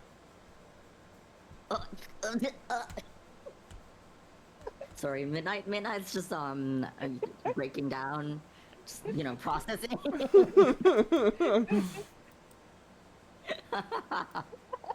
That's exactly what's happening in Solon's head. Yes. Yeah, pretty much. Cool, nothing happens. So we could just get this, we can get this nice gayness going on. Even the dice are like, we gotta get the gay going. Solon kind of like, Yes. Solon kind of like freezes because, and he's not really sure, how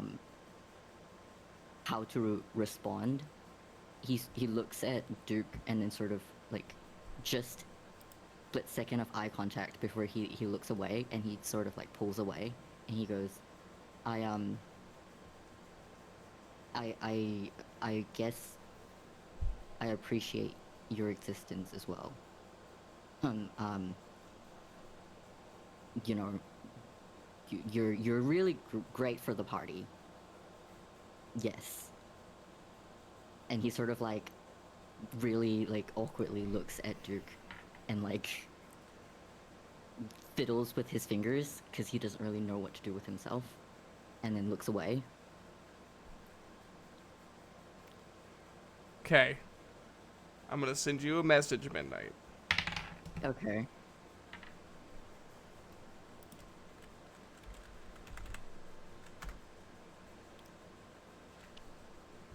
That is not you. That's a different Midnight. Oh, there's two of me. Some random we go. person is just like reading this message, like, what the heck is he talking about? Well, considering what the message is. Is it gonna be extra gay? Give me a second.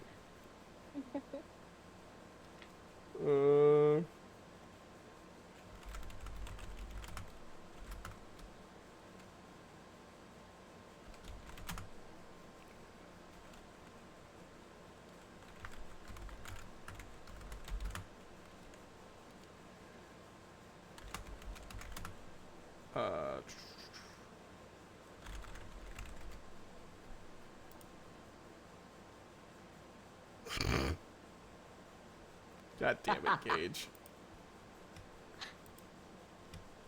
Okay. Wait. Let me think of it. Like, hold on. Let me. Okay, good. Got it. Yes. Cool. Mhm. Okay.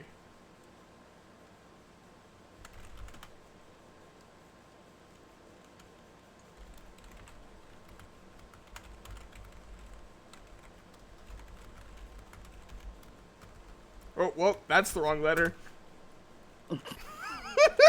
We're all too excited. Uh-oh. I almost made the S's into L's. That would be just.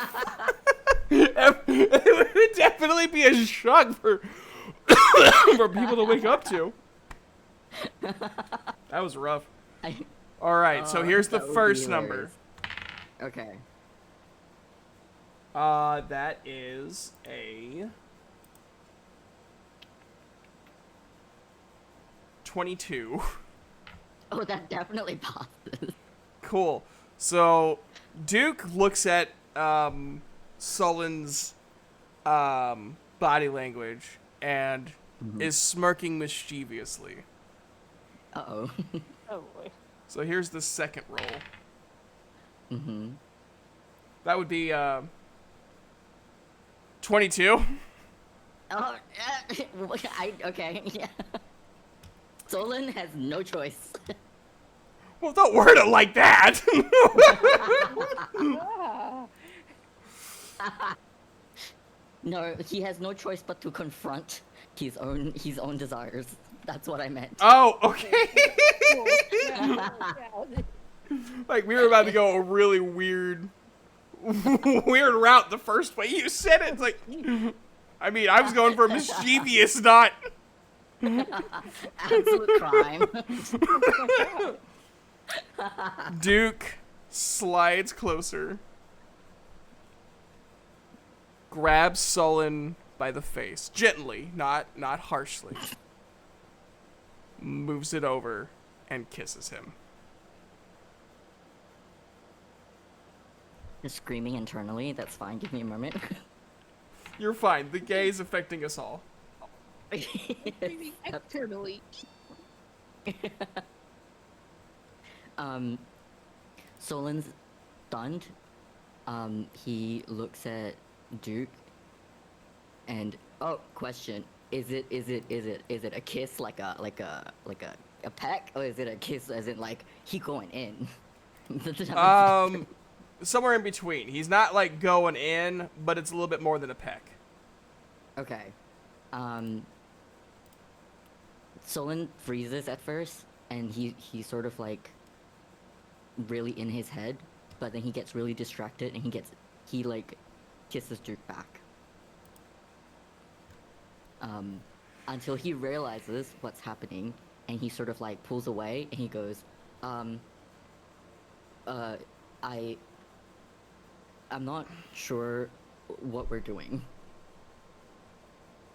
I believe it's called kissing. Well, yes, but I'm not a good person. I don't think you want to do this with me. I think you're a better person than you like to give yourself credit for.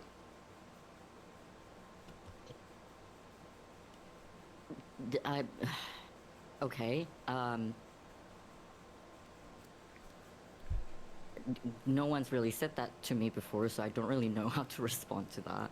Well, let me ask you this. Let's try to break it down simple, and then we can work with the complicated parts as they come. Are you attracted to me?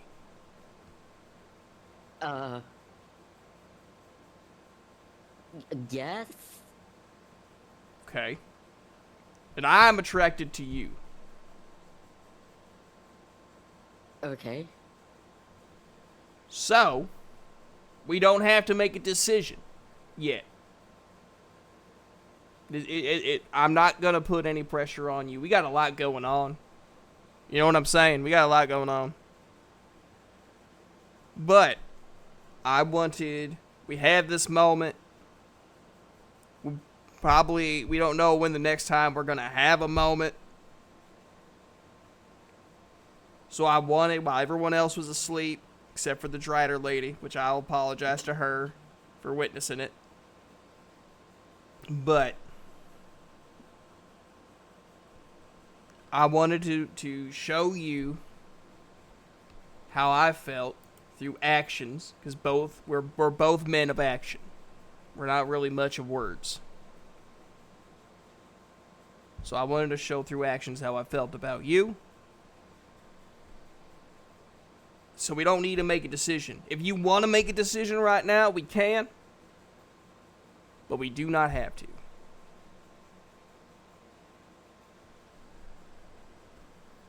Solon sort of looks away, and he looks towards where Amathea and Zyphus. I don't know why I keep wanting to call you Kairos. He looks to where Amathea and Zyphus is sleeping, and he looks back at Dirk, and he sort of takes a moment to sort of look at Dirk and like study Duke's features, and then he sort of like grabs Duke's horns and just starts kissing him. I love it. The gay has happened. Now, I'm going to send you one more question. Just for tomfoolery. Oh, cool. Okay. Love tomfoolery.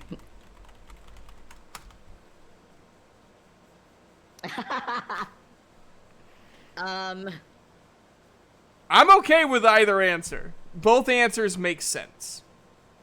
Yes. With these two, I guess I'll just say it out loud. Them rolling for performance or not rolling for performance both make sense. Both of them being like, yes. We probably need to like feel this out of how this feels, and not, jumping in all the way makes sense. Both for Solon's, not trauma per se, but his past, and Duke kind of discovering himself more and more at this moment. Makes sense. Yes.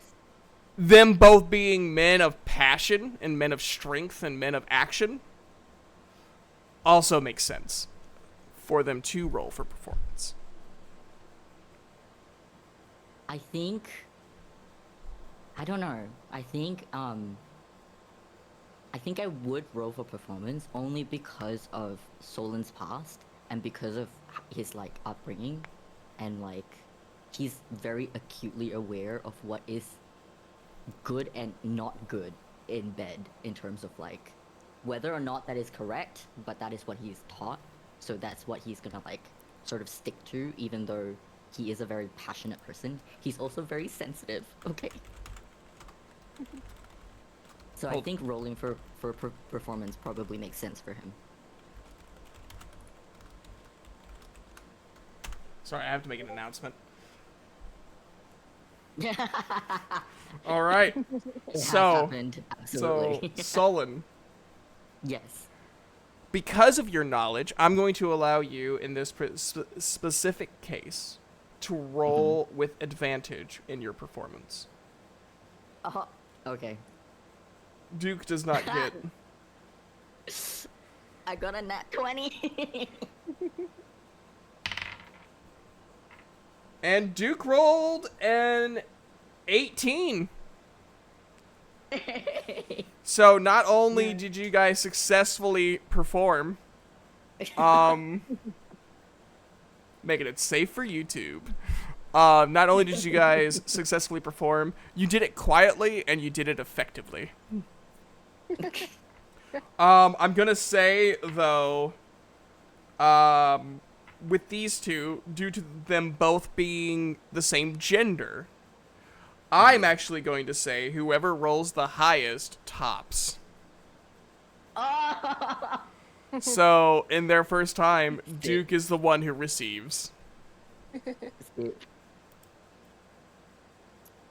I always thought that I imagine Solon being verse, but I always pictured Solon being more of a pillow princess. But I mean, do you want him to be the pillow princess? We can make it to where he's the pillow princess.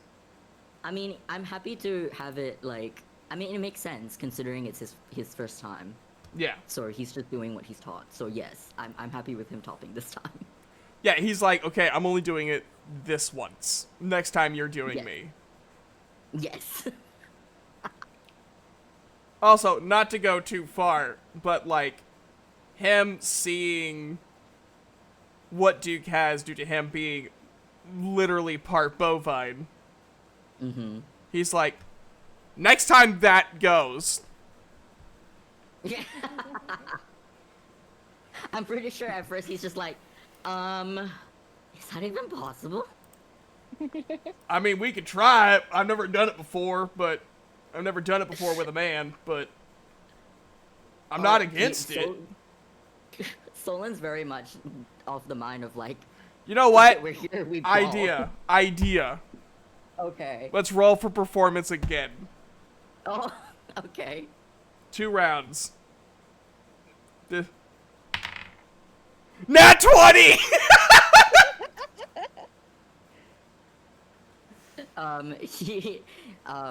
He got, what is where is my performance? Okay, there we go. He got 14. That's good enough. We can work Yeah, with good 14. enough. We can work with 14. Pillow princess it is. Yeah, both of you. By the time the other two wake up, you guys are just putting back on your clothes. You and both are very sweaty. Is there a lake nearby? Not that one. Well, we don't know I did actually. not find it. No, you're just gonna have to smell like that for a bit. You're just gonna have to smell like deep love making for a bit.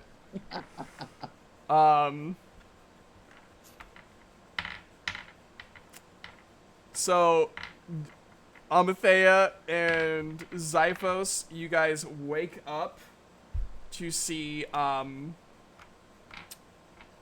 Sullen and Duke hurriedly putting on their clothes. I also imagine they spent some time cuddling next to the fire in their buff. Aw, That's cute. yeah. Just two beefy men in love.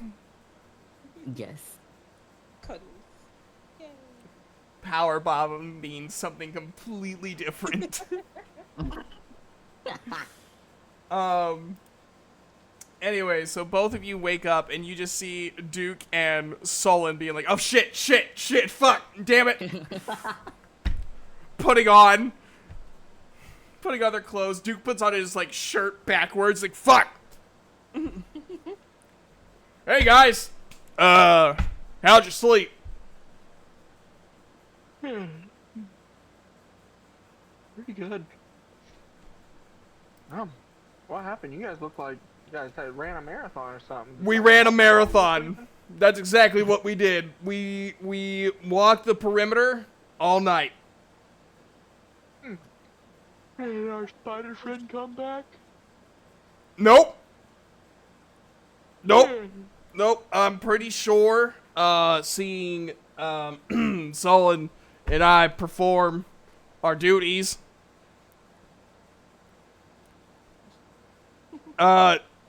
kept That her. was Solon, by the way. What? Solon's just finding this very, very entertaining. So that snort was not me. That was Solon. That was Solon. That yes. She stayed where she was at. We had a good old perimeter walk. Let me roll for deception really quick. If you want, Xiphos and Amathea, if Amathea wants to roll too, roll for insight. Oh boy. Oh no. If you guys roll lower, I'm gonna be disappointed. What's your roll? I'm not saying until you guys tell me yours. I'm the dungeon master. I get to choose when I say mine. Yeah, 12 no, I. for me. Okay. 20? Well, those are both bigger than mine. I rolled a 5. Oh yeah. Well, oh wait. Well, let me see what he gets. I rolled an 8. So, neither of you believe him. Amathea, you know exactly what happened. With a nat 20, you look at everything going on between them. Maybe some, like, loving, like, scratch marks on, Sullen's back. You also see some, like, fur pulled off of Duke's back. And you're like, yeah, I know what happened here. Oh, they did the thing. The thing. They did the thing. So Amathea will, like, after she's, crawled out of the tent and Duke's done his horrific attempt at Perimeter telling walking. them telling them how dedicated they are to walking the perimeter. Oh, they were dedicated, all right. They were dedicated with 2 nat 20s. They went a lot. I mean, it was a ride. Well, Amathea is going to look at the two of them. She'll see the scratch marks and the missing fur, and there's probably a bite mark. Yeah, no. There's Oh probably yeah. Oh, One of y'all's is a biter. Sullen's a biter. yeah. Yes, he would be. And she's just like, such dedication, and she will take a sip of her salt water.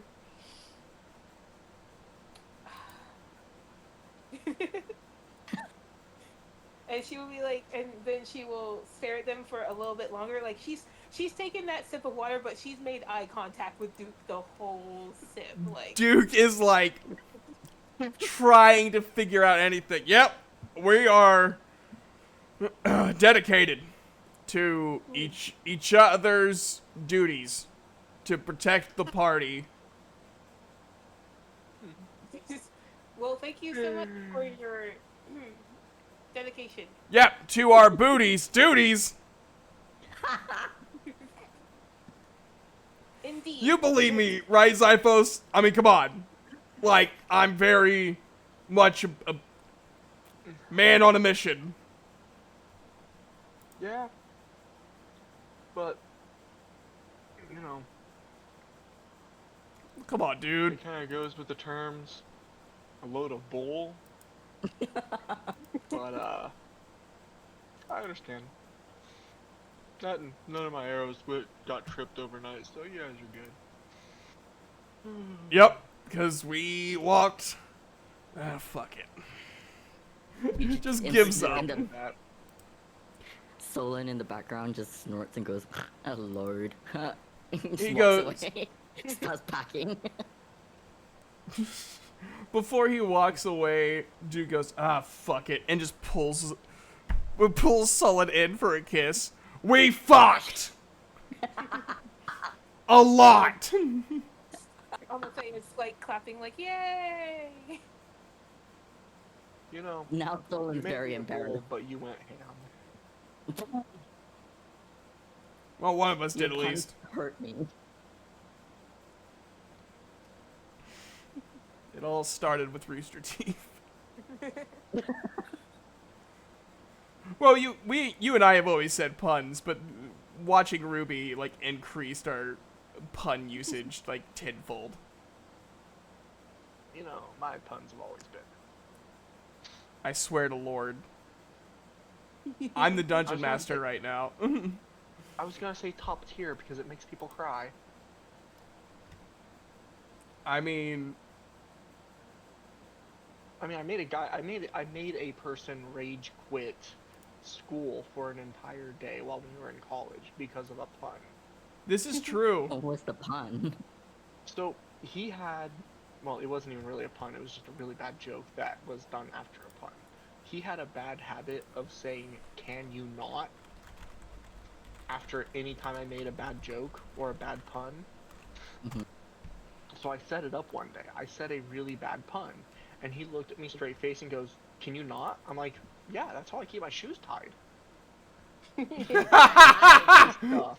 He took all of his stuff, put it in his bag without saying a word, got up and left. He left campus. He went home. He was Oh. done. That's iconic. I love it. To be Oh, fair, wow. though, That's awesome. to be fair though, the really guy is. was a little bitch.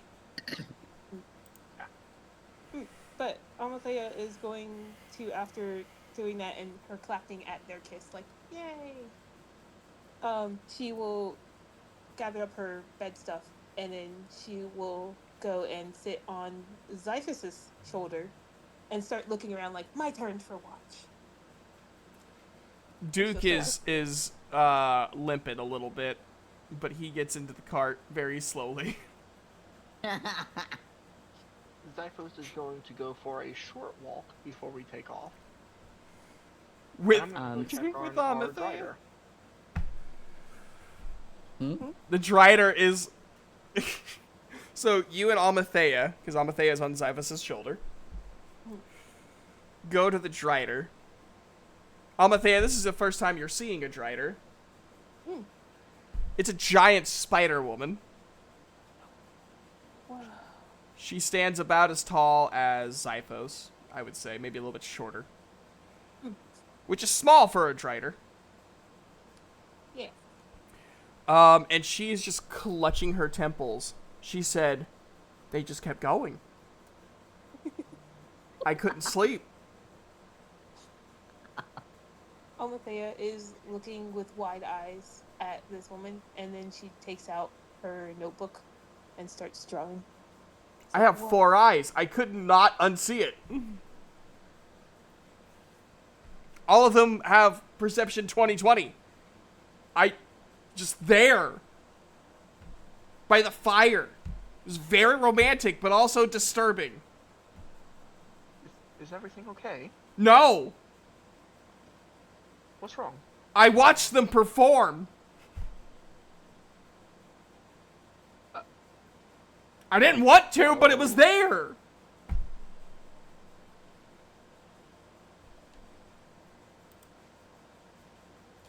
Just coming to let you know that we're about ready to head out. We're gonna carry on with where we're going. Do you know where your party might have been? Which way they might have been heading? I think they were heading like northwest. Then out of character. Which direction are we heading? North. Okay. Like northwest. You guys will kind of start turning a little bit more west as you near Dural. Okay. But we're heading in a similar direction. If we see them, we'll let them know that you're in this area. That way, they can either wait for you, or you can catch up, or something along those terms. Yeah, that would be really kind of you. Question. Yeah. Do you have venom like other spiders? I do. Whoa. Has venom stay away from mouth?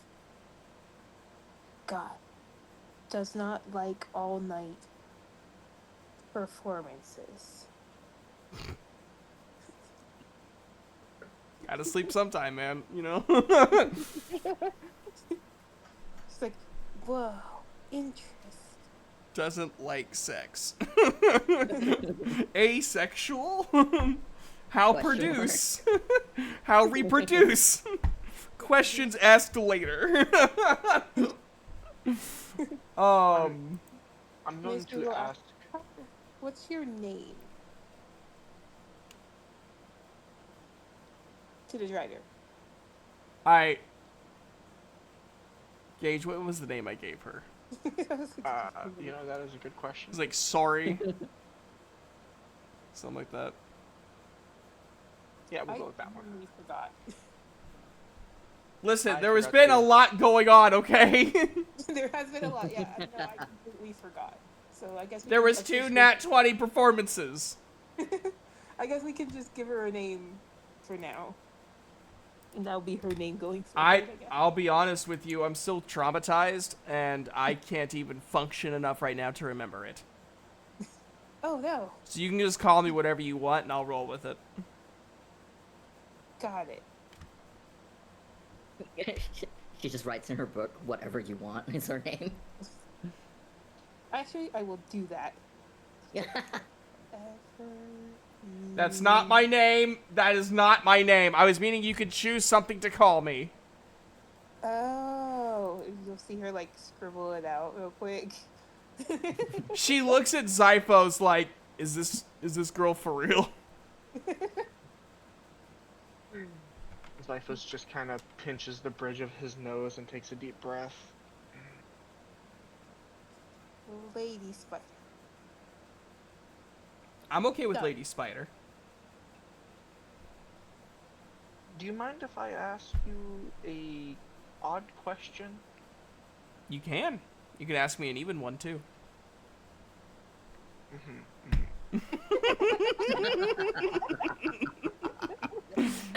I can play that game too, Gage. I can play that game too.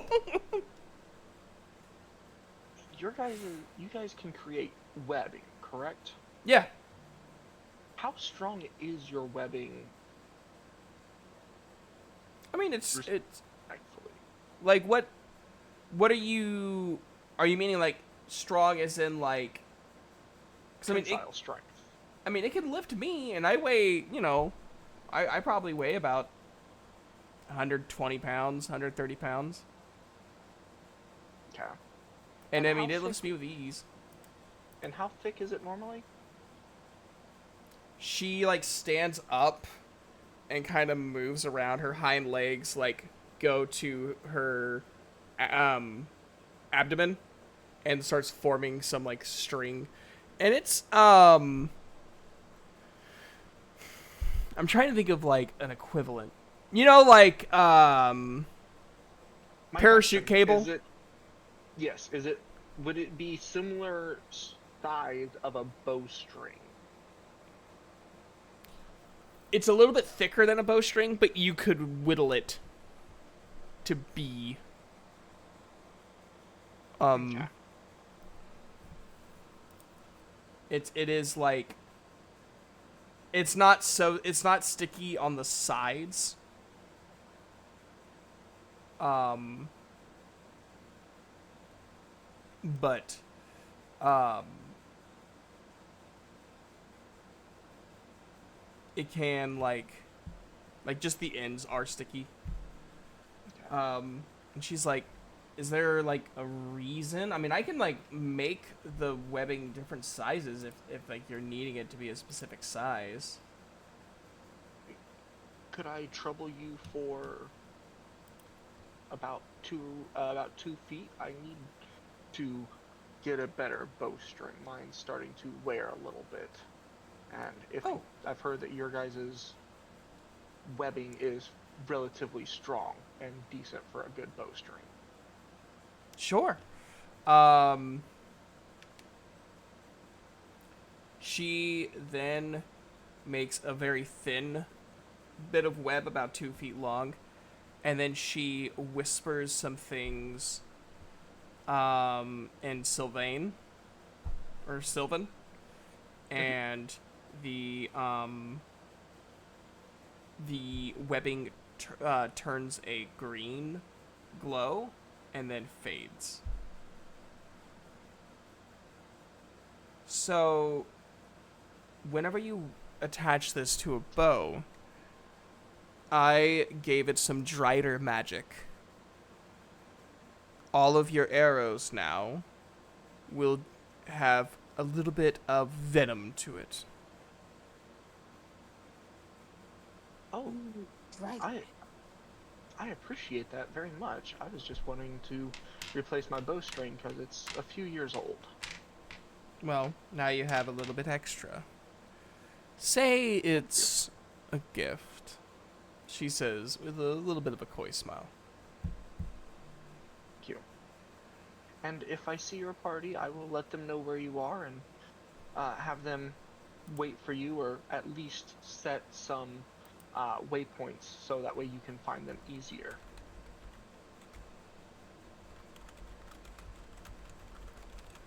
I appreciate that much. The And elevator's scribbling spider magic. Can add venom to weapons. Very impressive. so, Gauge, this is out of character. Yep. So once you attach that to your bow, it'll do 1d4 damage of poison damage.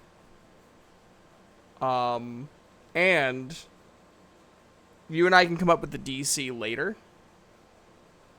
Because it'll probably scale with your dexterity. It gives if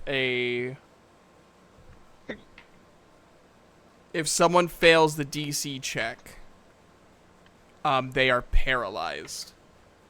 Ooh.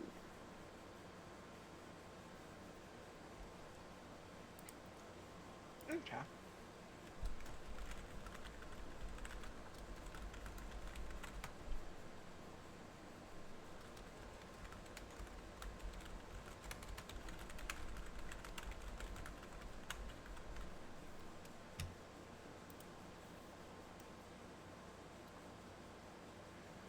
Thought that would help some. I appreciate that.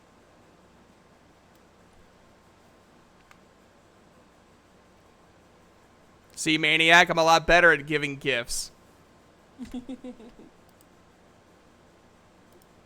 Maniac's not here, remember? See, you forgot. He's here in spirit.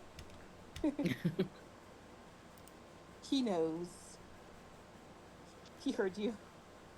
He just suddenly, in wherever he is, goes, I heard Joe in my mind. I feel a disturbance. With that, I take the string and I kind of fold it over and get it ready to take back with me to the cart. So that way, while we get ready to go, I can restring my bow. I nod to her and say thank you so much. She bows again and starts her travels, mumbling herself, all night? Really? Althea will bow her head and wave goodbye and be like, sorry about our friends. I'm not. Not that he heard the conversation, but, you know. He sensed it. He's He's there in the in cart and spirit. just says that out of nowhere. He's like, I don't even know what I just said that for. What the hell did I say that for? Who am I? We're all having meta conversations today. Yeah, 100%. It's a weird day. I get back to the cart and hop in and get ready to go after we get everything cleaned up around camp. Althea's still on watch. And you guys travel forth. So, we got through that day a lot faster than I thought we were going to. Sorry. Why are you sorry? Next day, we got more time. Yeah. So, because I don't have anything to replace things with, there are more chances for nothings to happen. Oh, yeah. Unless you guys want me to, like, really quickly, like, find some stuff to replace the 4 things with. You know, whatever. Whatever happens, happens, you know? Make like a bird and wing it. Ah, shit.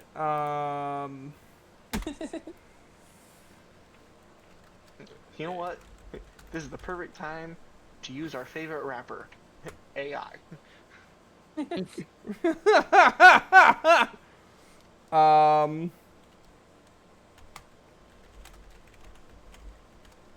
Cool, there's those now.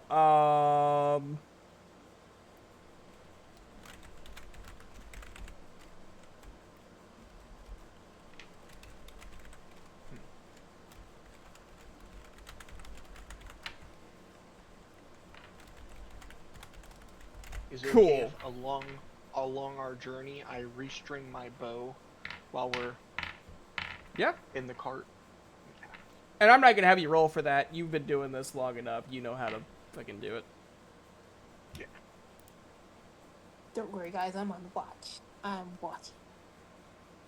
Duke is laying back, stretching out to make things more comfortable on his lower back. That's great, sweetie. I want her to now be like, because he's stretched out and he's big, so she's like standing on like his shoulder to look out the window, like on his like chest/shoulder, and she's just standing there like looking out the window. I'm watching. It'd be better if you were on his wrist. So you can be What? the watch on watch. Yes. God damn it. I hate you both.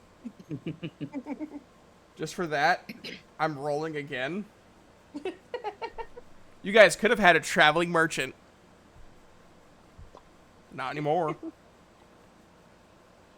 You didn't do anything. I was just on watch. And you guys get nothing. You guys literally get nothing. Let me roll one more time. Hold on, Perfect. I'm gonna be right back. My dog wants to go out to the backyard. Oh, that's fine. Alright.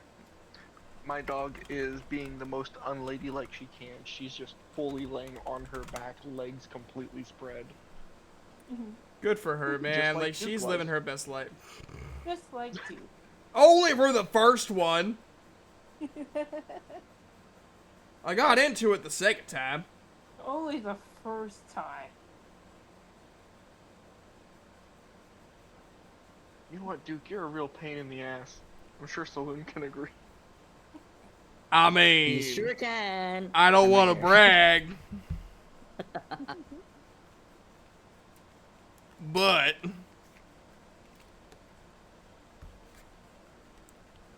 At that moment, Solon just pulls out like 2 vials of his like health potion, and he just gives one to Duke and just drinks the other one.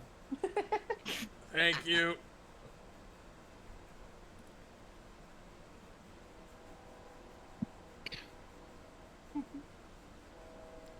That's so cute. I love them. I do. They are. Do too. It's great. So we got my favorite option. That you guys will either love or hate. Oh boy. So, as you guys are traveling down, you guys are. Let me see.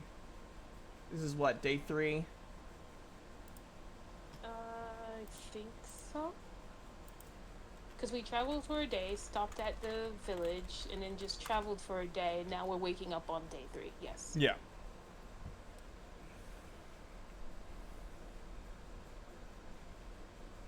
Hmm.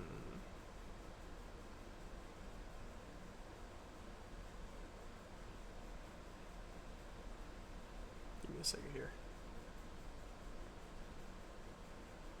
I'm trying to figure out how I want to do this. 1 Mississippi, 2 Mississippi, 3 Mississippi. So, Isn't it Mississippi? I said Mississippi. you miss your sippy cup. That's what I was thinking. I was like picturing a little kid, and that's how they interpreted 1 Mississippi. So now they're thinking someone's missing their sippy cup repeatedly.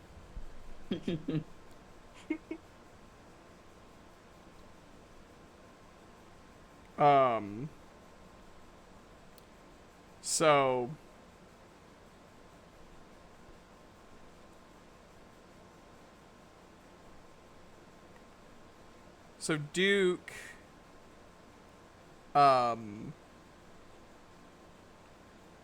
is feeling much better after his potion. And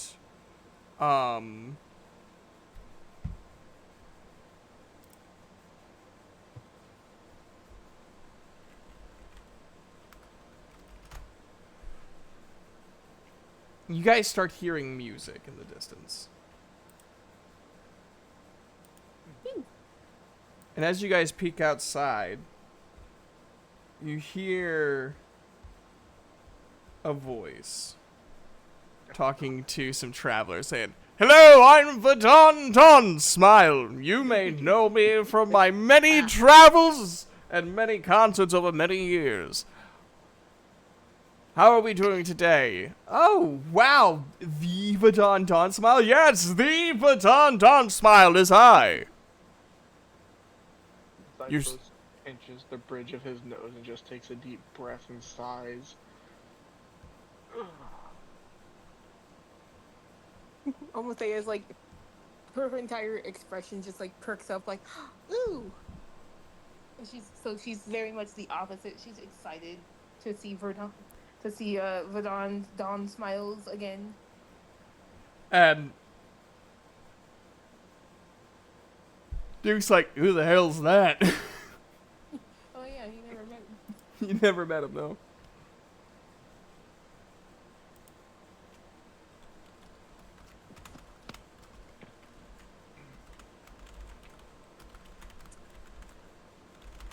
I mean, you definitely would have met him in the guild, but Vadon was probably drunk. Come to think of it, Duke might have been drunk too.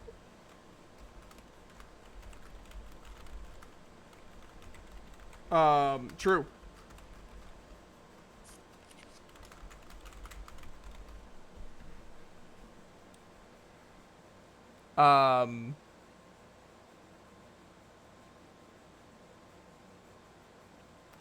So Vadon Don Smile, of course, plays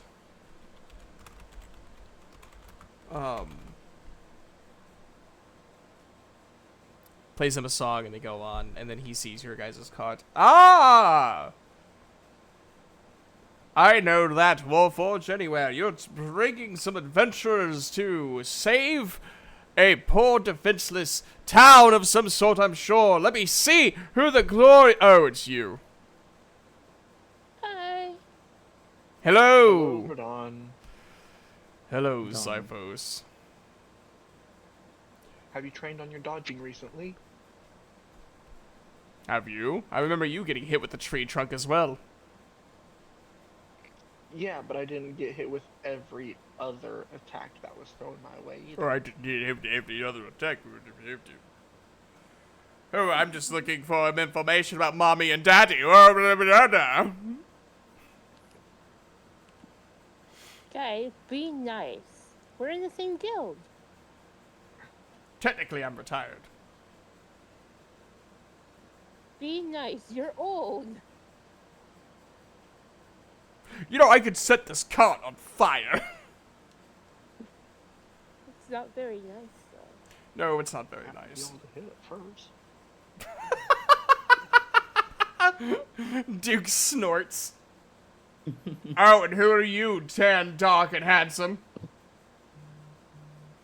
See talking to Solon me? just like coughs in the background. The name's Duke. Duke Daisy. And he, like, leans over. Is that an issue? You know, you look a lot taller when you sit up like that. You know, this is the whole reason I've retired. I'm not much of a combatant. Zypho, shut up.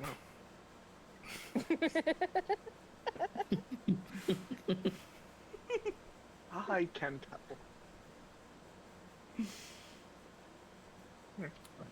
What task are you on? Ah, the little one needs a cure. That's me. Ah. Abdominal pain, fever. Where rat?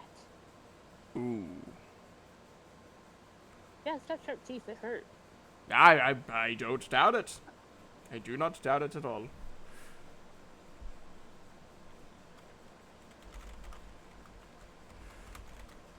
But However- how are you so far away? Well, I'm a traveling bard. I must travel around and get paid. Right now, Flore is back home. She is resting after her barmaid touring. So I was making my way south again and going to go back up through Geral and into Orna. There's a festival up there in a couple of months that I must attend to. Oh, you must. Well, by any chance, have you come across any Driders on your journey? Driders. I can't say I have, to be honest with you. Okay. Came But across one the other day, and she was looking for her party. Didn't know if anyone had seen it, so just trying to help her out. well, if I do see one, I will let them know that somewhere in southern Daylin, that there is a lone Drider here looking for her tribe again. I appreciate that.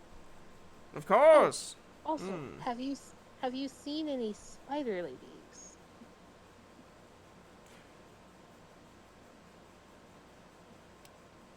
Because we met one, and she's looking for her tribe too. That's what I just said. She's a Drider. Drider. And she'll take out her notebook and write Drider in parentheses next to spider lady. Drider. Kind of reach over and use one finger and just kind of pat Almathea on the head with a there, it's okay type thing. But John looks at Zyphos and is this girl for real? She's still acclimating to our area. So he goes, well, I will be sure to tell Driders or Spider Ladies that there is a lone Drider Spider Lady, looking for her tribe. Well, thank you. We appreciate that. Oh, and Zyphos, Yes. if you want more information, in Cenari, there might be an adventurer named Azriel. He might know a few things about some of the questions you asked me at the festival.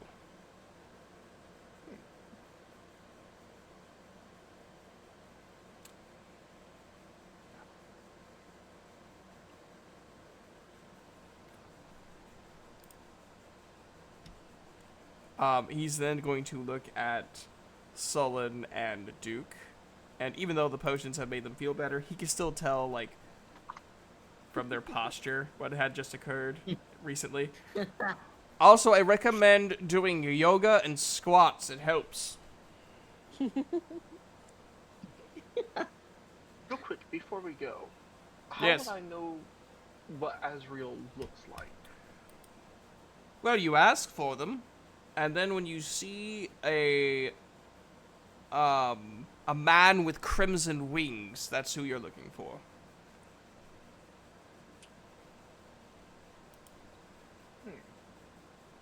Well, that makes it a lot easier to find them. I would I say doubt so. very many people have crimson wings. Not very few, even amongst the Angelkin.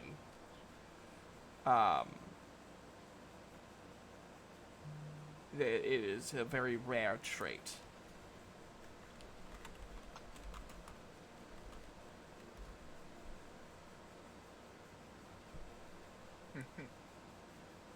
Well, nice seeing that you're still in one piece, at least. But we should probably be on our way because we are a bit of a time crunch, considering the full moon isn't very far off. Oh, yes, indeed. Oh.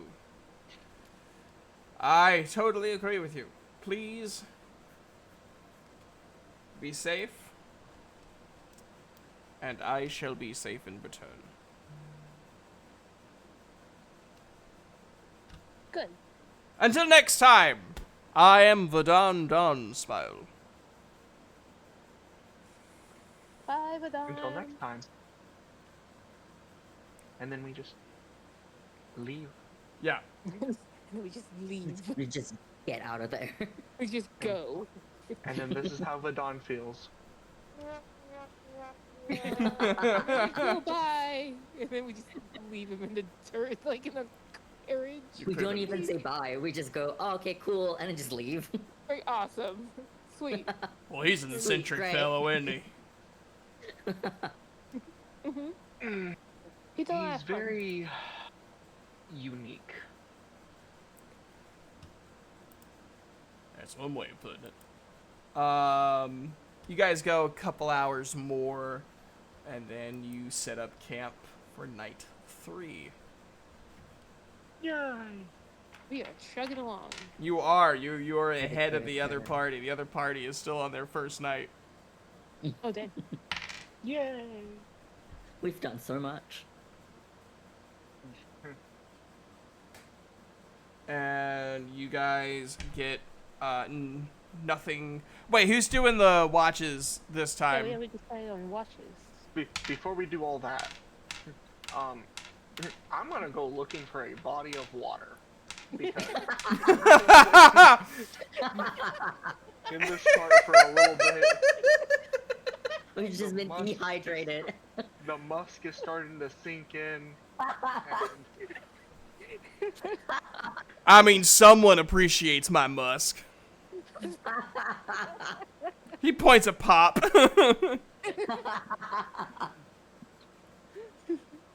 no offense, Poor Duke. Pop catching strays.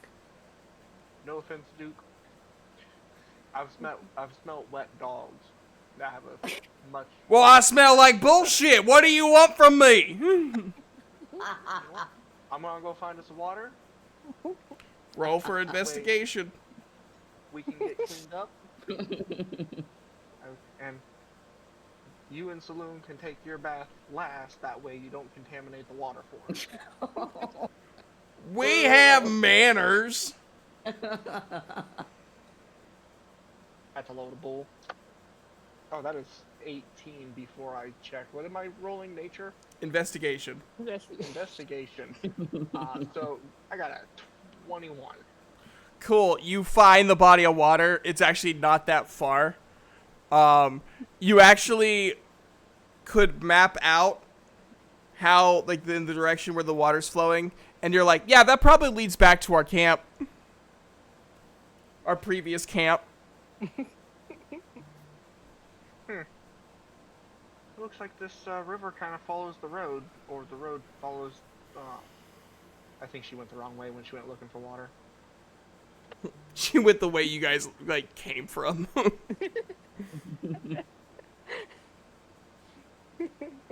So I go through and I just do a quick little get the water, fill up my water container, do a quick rinse off, kind of clean myself up a little bit because I don't have to worry about stinking that much because my cape smells nice.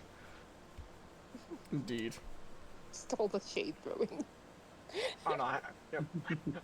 My cape always smells like fresh cut grass. It does. It's true. Well, Amathea will start And then- clearing out twigs and rocks again for camp. Once I get cleaned up, I'll mark a couple trees on my way back to camp. That way they can follow the marked trees to the water and not get lost. And then I'll head back to camp and I'll let Almathea know first where the water is. That way she can go get cleaned up. Which she will do. She will go And off then- and clean off. Roll an investigation. Oh no! She just finds a mud puddle somewhere. It's not a lot of water, Gage. This isn't gonna clean Duke at all. Or Sullen. You said investigation? I was just joking. You don't actually have to Oh, okay. roll. Oh, thank goodness. So anyway, she went to go wash. She's all what sparkly she's and gonna get. clean. Zyphus is gonna get started on dinner as well. Fantastic. How's Duke doing with that tent this time? Duke's sore, but he's 21. Cool. Oh, he's Yeah, he's fine. amazing. Listen, man, he's a man of perseverance. He's He real knows good how- at the tent thing. He knows how to erect things very well. Exactly. He'll erect that The tent. man knows how. The man knows. There's how not to a pitch single dysfunction in that. tent. The man knows how to pitch a tent. I'll tell you that. Oh, he gonna be pitching a lot of things. Oh god. Maybe catching some too. It's only fair. Exactly. Anyway, after Amathea is done cleaning, she'll come back and she'll be like, "Thank you for marking the trees. I found the river." Well, I'm really proud of Usually. you, Amathea, for Yeah. finding the river. Thanks. Don't get lost. He marked the trees so that it doesn't happen. It's not fun getting lost.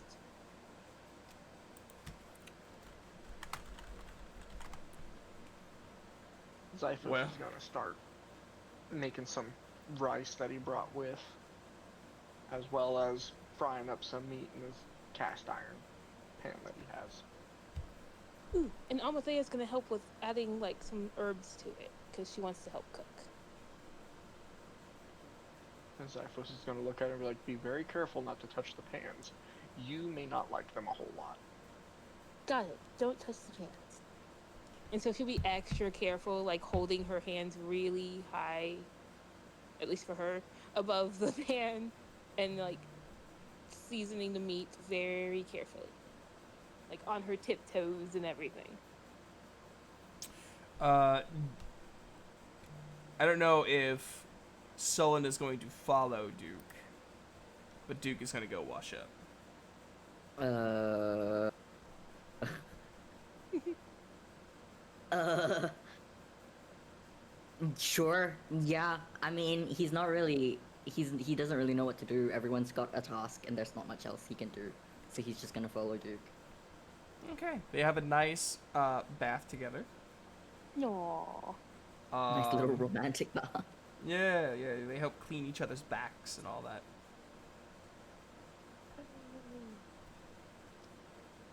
Hold on. I got send a message. To whom? You. Oh gosh. Solon starts using Duke's fur as a loofah, just kind of rubbing up against Oh him. my god. Duke does kiss the scratch marks though that he left. Cute. Solon using him as a loofah is really funny. Duke would just be confused. Solon actually would. It would be in his character to do that. And he would not realize that it's weird. But He's just gonna be a very, very well exfoliated boy. and then Duke, I don't know. Are they gonna perform again, or do they think they're just like, we need to like take a break?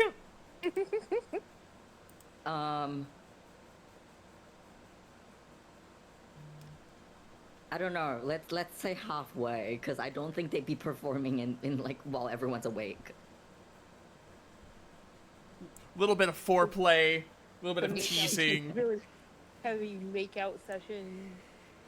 A little bit of heavy petting. Yeah.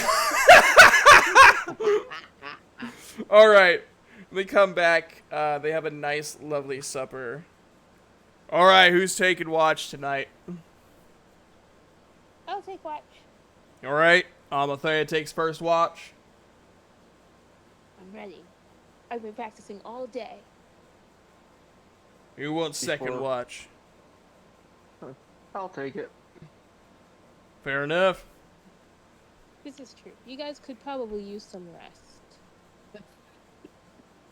What do you mean? Yes. It's just been a long night and day of traveling. Yes. This is traveling. true. Yes. All right. We're going to go through and see what happens on Zyphus Before going to bed, Zyphus is gonna go through and set a cordon of arrows again. fair enough. It's such a cool spell. Amathea's sitting by the fire, looking around. She's on guard. She's on watch.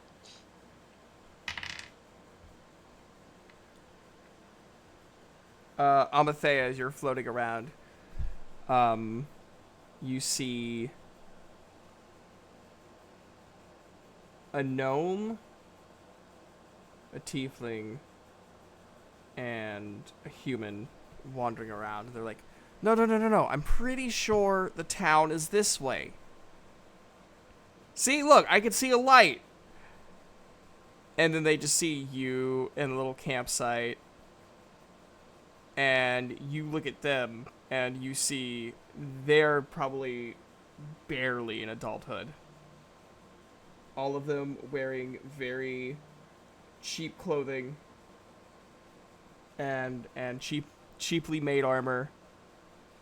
Their equipment is like falling apart, and they just look so disappointed. Oh, hello. Is this the way to Carrington? And then she will go and zip off to go find the map so she can see where they're talking about. Okay. I'm gonna have you roll a. Let me look here.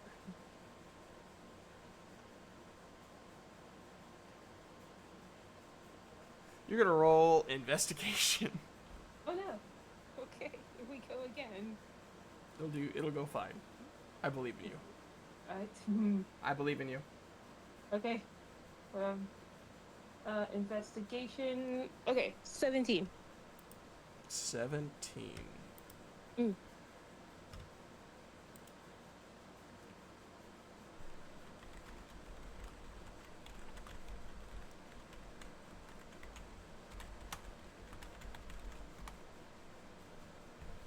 Um, it is not the way to Carrington. Oh no. So Amathea will look at the map and she will look up at them and she'll say, no. This isn't the way to Carrington. Is that where you need to go? Yeah, it's our home. You know, we went to like a short little adventuring trip, and we're kind of lost. Oh no.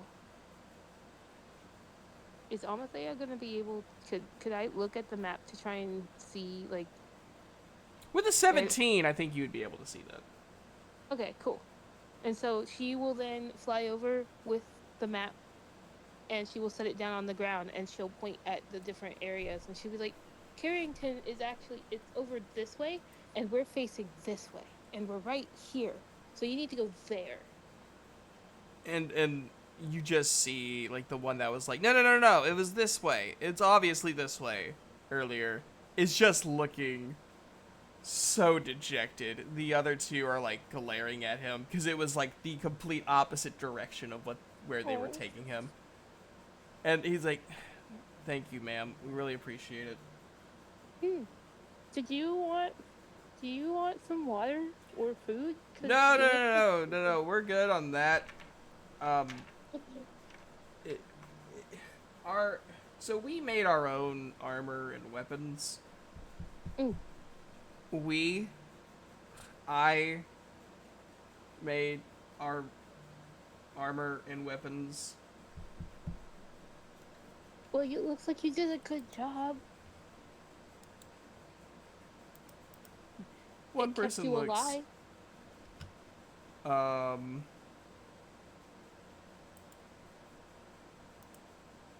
Everyone just glares at him. No. Hey, it kept you alive. And that's what it's supposed to do. So I think they did a good job.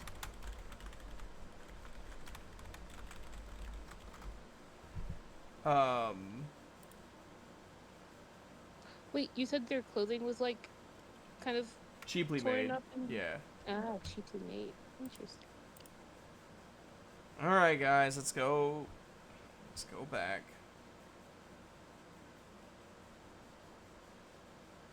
Question. Are they okay? Like, are there any, like, rips, tears, wounds, anything like that? We'll say there are. We'll say, like, some of the armor has some, like, frayed parts, and there's some torn part, like the pants have, like, rips in them. Okay. So then she'll, before they leave, she's like, wait, I can do a thing. And so for each one, she will cast the cantrip of mending. And cool. She can heal up the wounds. Yes, the clothing's wounds. The clothing is wounded. I mean, technically. Well, the clothing is wounded, and she is healing the clothing with her cantrip. And she did such a good job at mending the wounds. They don't notice. They're too busy. They're too busy being frustrated to notice. But they'll notice eventually, and they'll be thankful for you. Yay. And that's what really matters. Let's roll one more to see what else Amathea gets on her shift.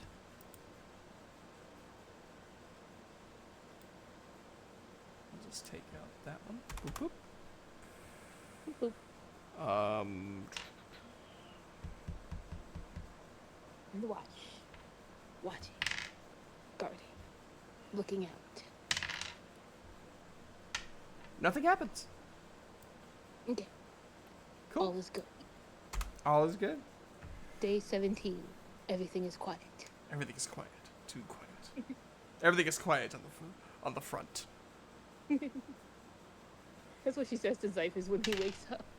So, after hers, she'll go to wake up Zyphus, and she will fly over and she will tap on his nose. Like, Zyphus, wake up. You gotta wake up. It's time for your shift.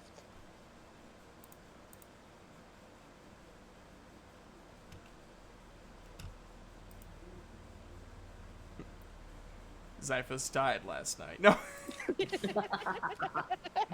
Fell into a deep coma and never woke up. It's a We're really on a good double sleep. rescue. We're on a double rescue mission. We need to find a cure for Zyphus's coma and for Amathea's lycanthrope disease. I was muted. Ah, Zyphos kind of sits up and stretches and goes, alrighty. Cracks his neck, cracks his back, and stands up.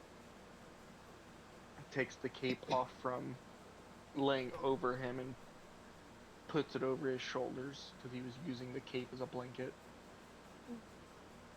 And anything happen? So 3 people came by and they were lost, and so I showed them where to go, and then there were crickets and the stars were shining really pretty, and I think I heard an owl. Hey, there's those crickets I was talking about.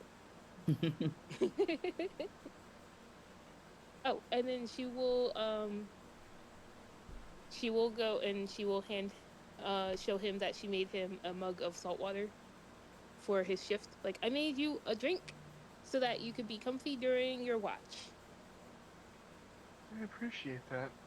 I take the cup and not even think about what it is. I just take a drink and just all the salt and everything in there, and I just do my best to keep a straight face and go, thank you.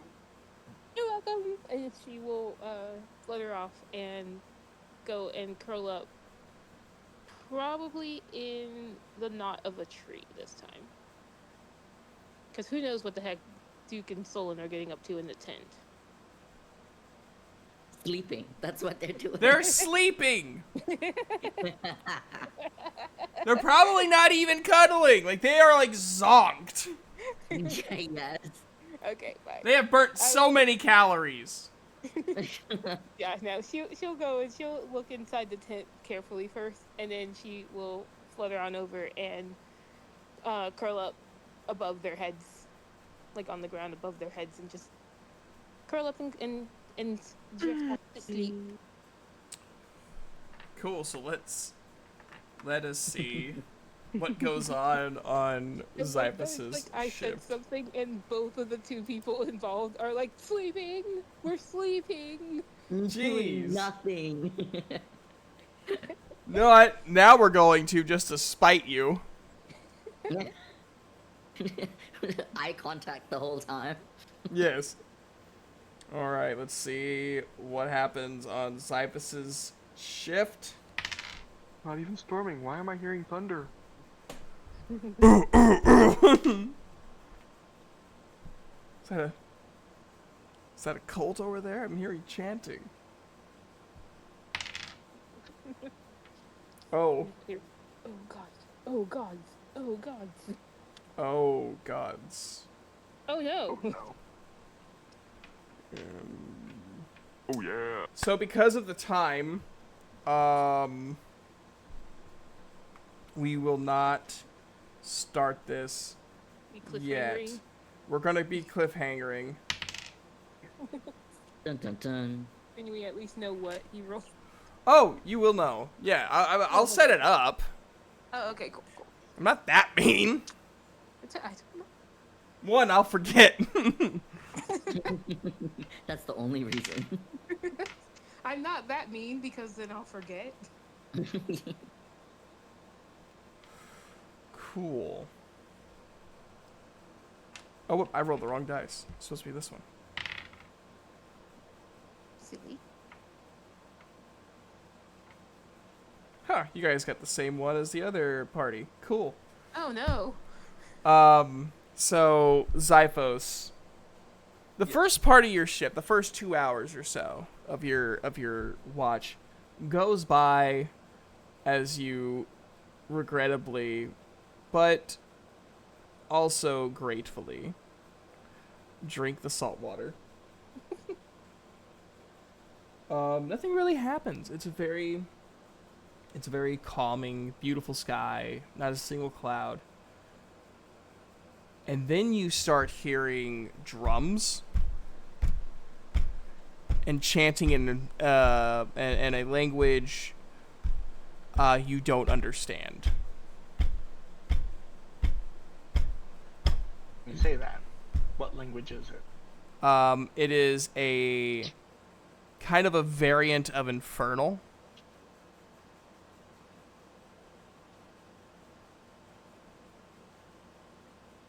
No, yeah, no, I know. Not a damn clue. I got 4, and none of them are fat.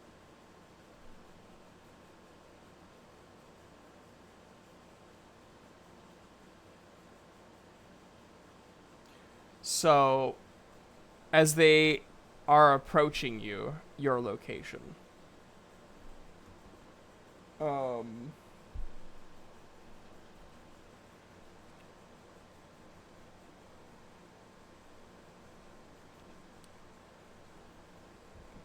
you start to decipher the number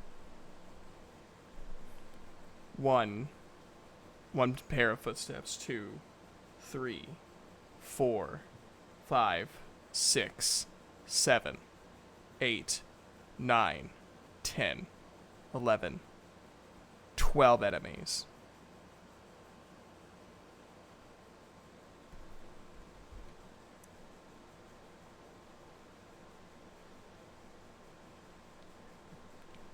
Do I have a feeling that they would be hostile, or do I just think it's...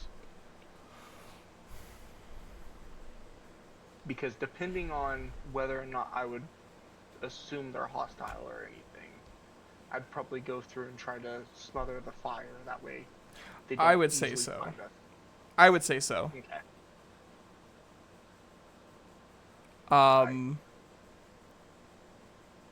So you smother the fire, and all you hear is someone call out, "They snuffed out the fire!" And that's where we'll end tonight. Man, this sounds familiar.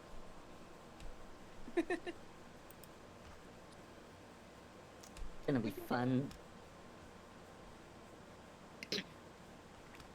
Yay, we did it. You did. Yeah. We made it through another 2 days of travel. I mean, we must have made it pretty far then. Oh, yeah. You're, like, I would say by this point, you are camping. Let's see, this is night 3. Mm-hmm. Let me look at the map real quick. You guys are probably like sort of Felgarth by night 2.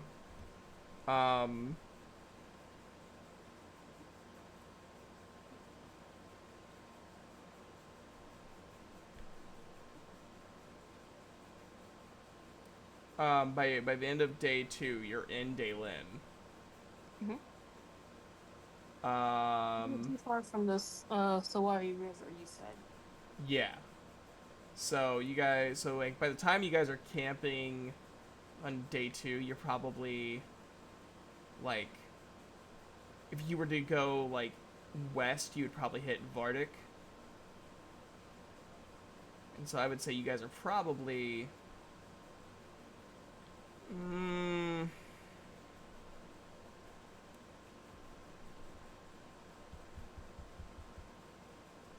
probably like around Quillar. Like, so you guys are like approaching like Supabel. So you guys should theoretically reach Piog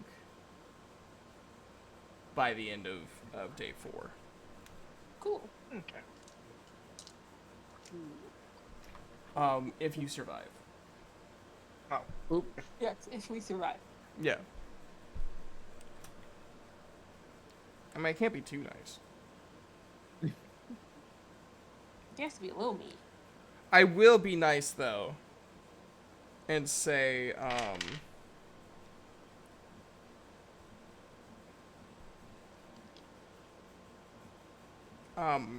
because of, and I'm gonna do the same for the other, group, because of just the mass of enemies that you guys are fighting.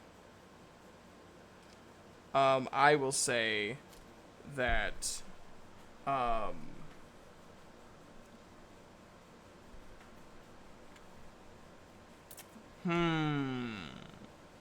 guys will get kind of like a free nothing day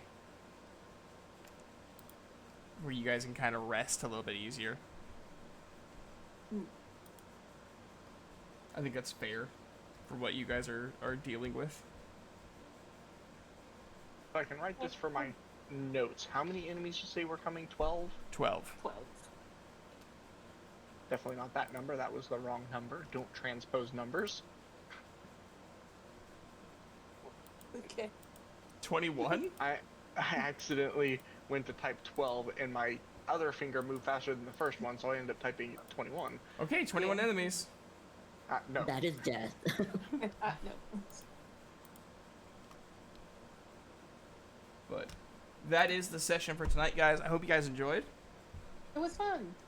Yeah, the gay had their way. Yay. Today was the gay episode. It was! The nice thing about this is the fact that Cordon of Arrows is good for 8 hours, and I slept, so I got my spell slot back for casting that. Correct. So, we defend against them. They come into the area, they're at least taking 1d6 damage if they get hit with the arrows. Yeah. Yay. This was good. This was fun. Lots of roleplay, should I? Yeah, lots of roleplay today. Which I'm not against. No, we don't. It was a pretty easy day. Good fun. Talked some bandits out of robbing us. They were rude. We Step on them a little. stepped on somebody. Got to step on a guy. Got to screw a guy twice. Got to screw a guy. Got to get screwed by a guy. Helped the spider lady. We met up with Vadon Don Smiles again. Got to see Madon him Don, again. smile! Got to see him again, which was nice. No, it wasn't. Yeah, all around. I love how Zyphus just hates this man. We still don't know why. Because he's useless.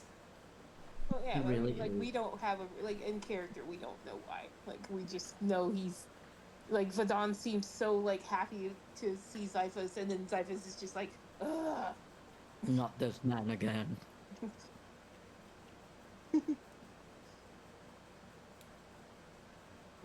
With them, it's like Broly and Goku. Like, there's not really a good reason other than at one point in time, one was a whiny bitch and the other person was like it. Yes, Zyphos, why were you a whiny bitch?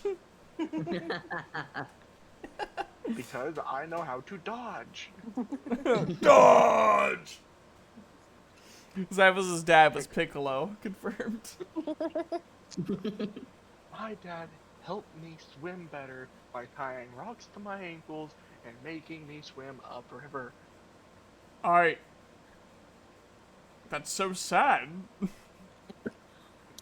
Yeah, but I can fight against a current that could push most grown men away. I learned skills. It builds I- character. I have survival skills. I can swim up a waterfall. Baton John smile hugs Sipho. Sipho just breaks down crying. Just all of that emotional tension. I like how in the beginning, like, we made, like, where his dad, like, actually loved and cared, and now it's like, Maybe it was So a bit- facade after all. it's a little his bit harsher dad- love. His dad does love and care about him. That's why he made sure he'd be able to survive any situation. Yeah, including getting thrown into the ocean with rocks tied to him. Now, did he show a lot of love and affection? No, but he taught Yeah, me he practical skills. Yeah, he did. I'm actually honestly surprised that the bandit thing went that way for me. I was not expecting it to go well. Yeah. Yeah, I was not expecting to fun. be actually able to talk them out of it. Well, I rolled it once and it bounced off of a die. And it was a nat 20, so but I'm like, well, it bounced off of something though. So I didn't count it, so I rolled it again and failed. Yay! Thanks, whatever it bounced off of. I think it was the D4. Yay! Thanks, D4. It's on my payroll. It's on my payroll. It's the cheapest one, really. I mean, which definitely means it's on my payroll. Oh. I wasn't meaning it like that. No, I'm just glad it's the cheapest one because then it can actually be on my payroll. I'm sticking broke, man. Anyways, everybody, I'm calling it a night. I had a lot of fun. I hope you guys did too. So much fun. Sure did. I'm sure you did. All right, see y'all. Bye.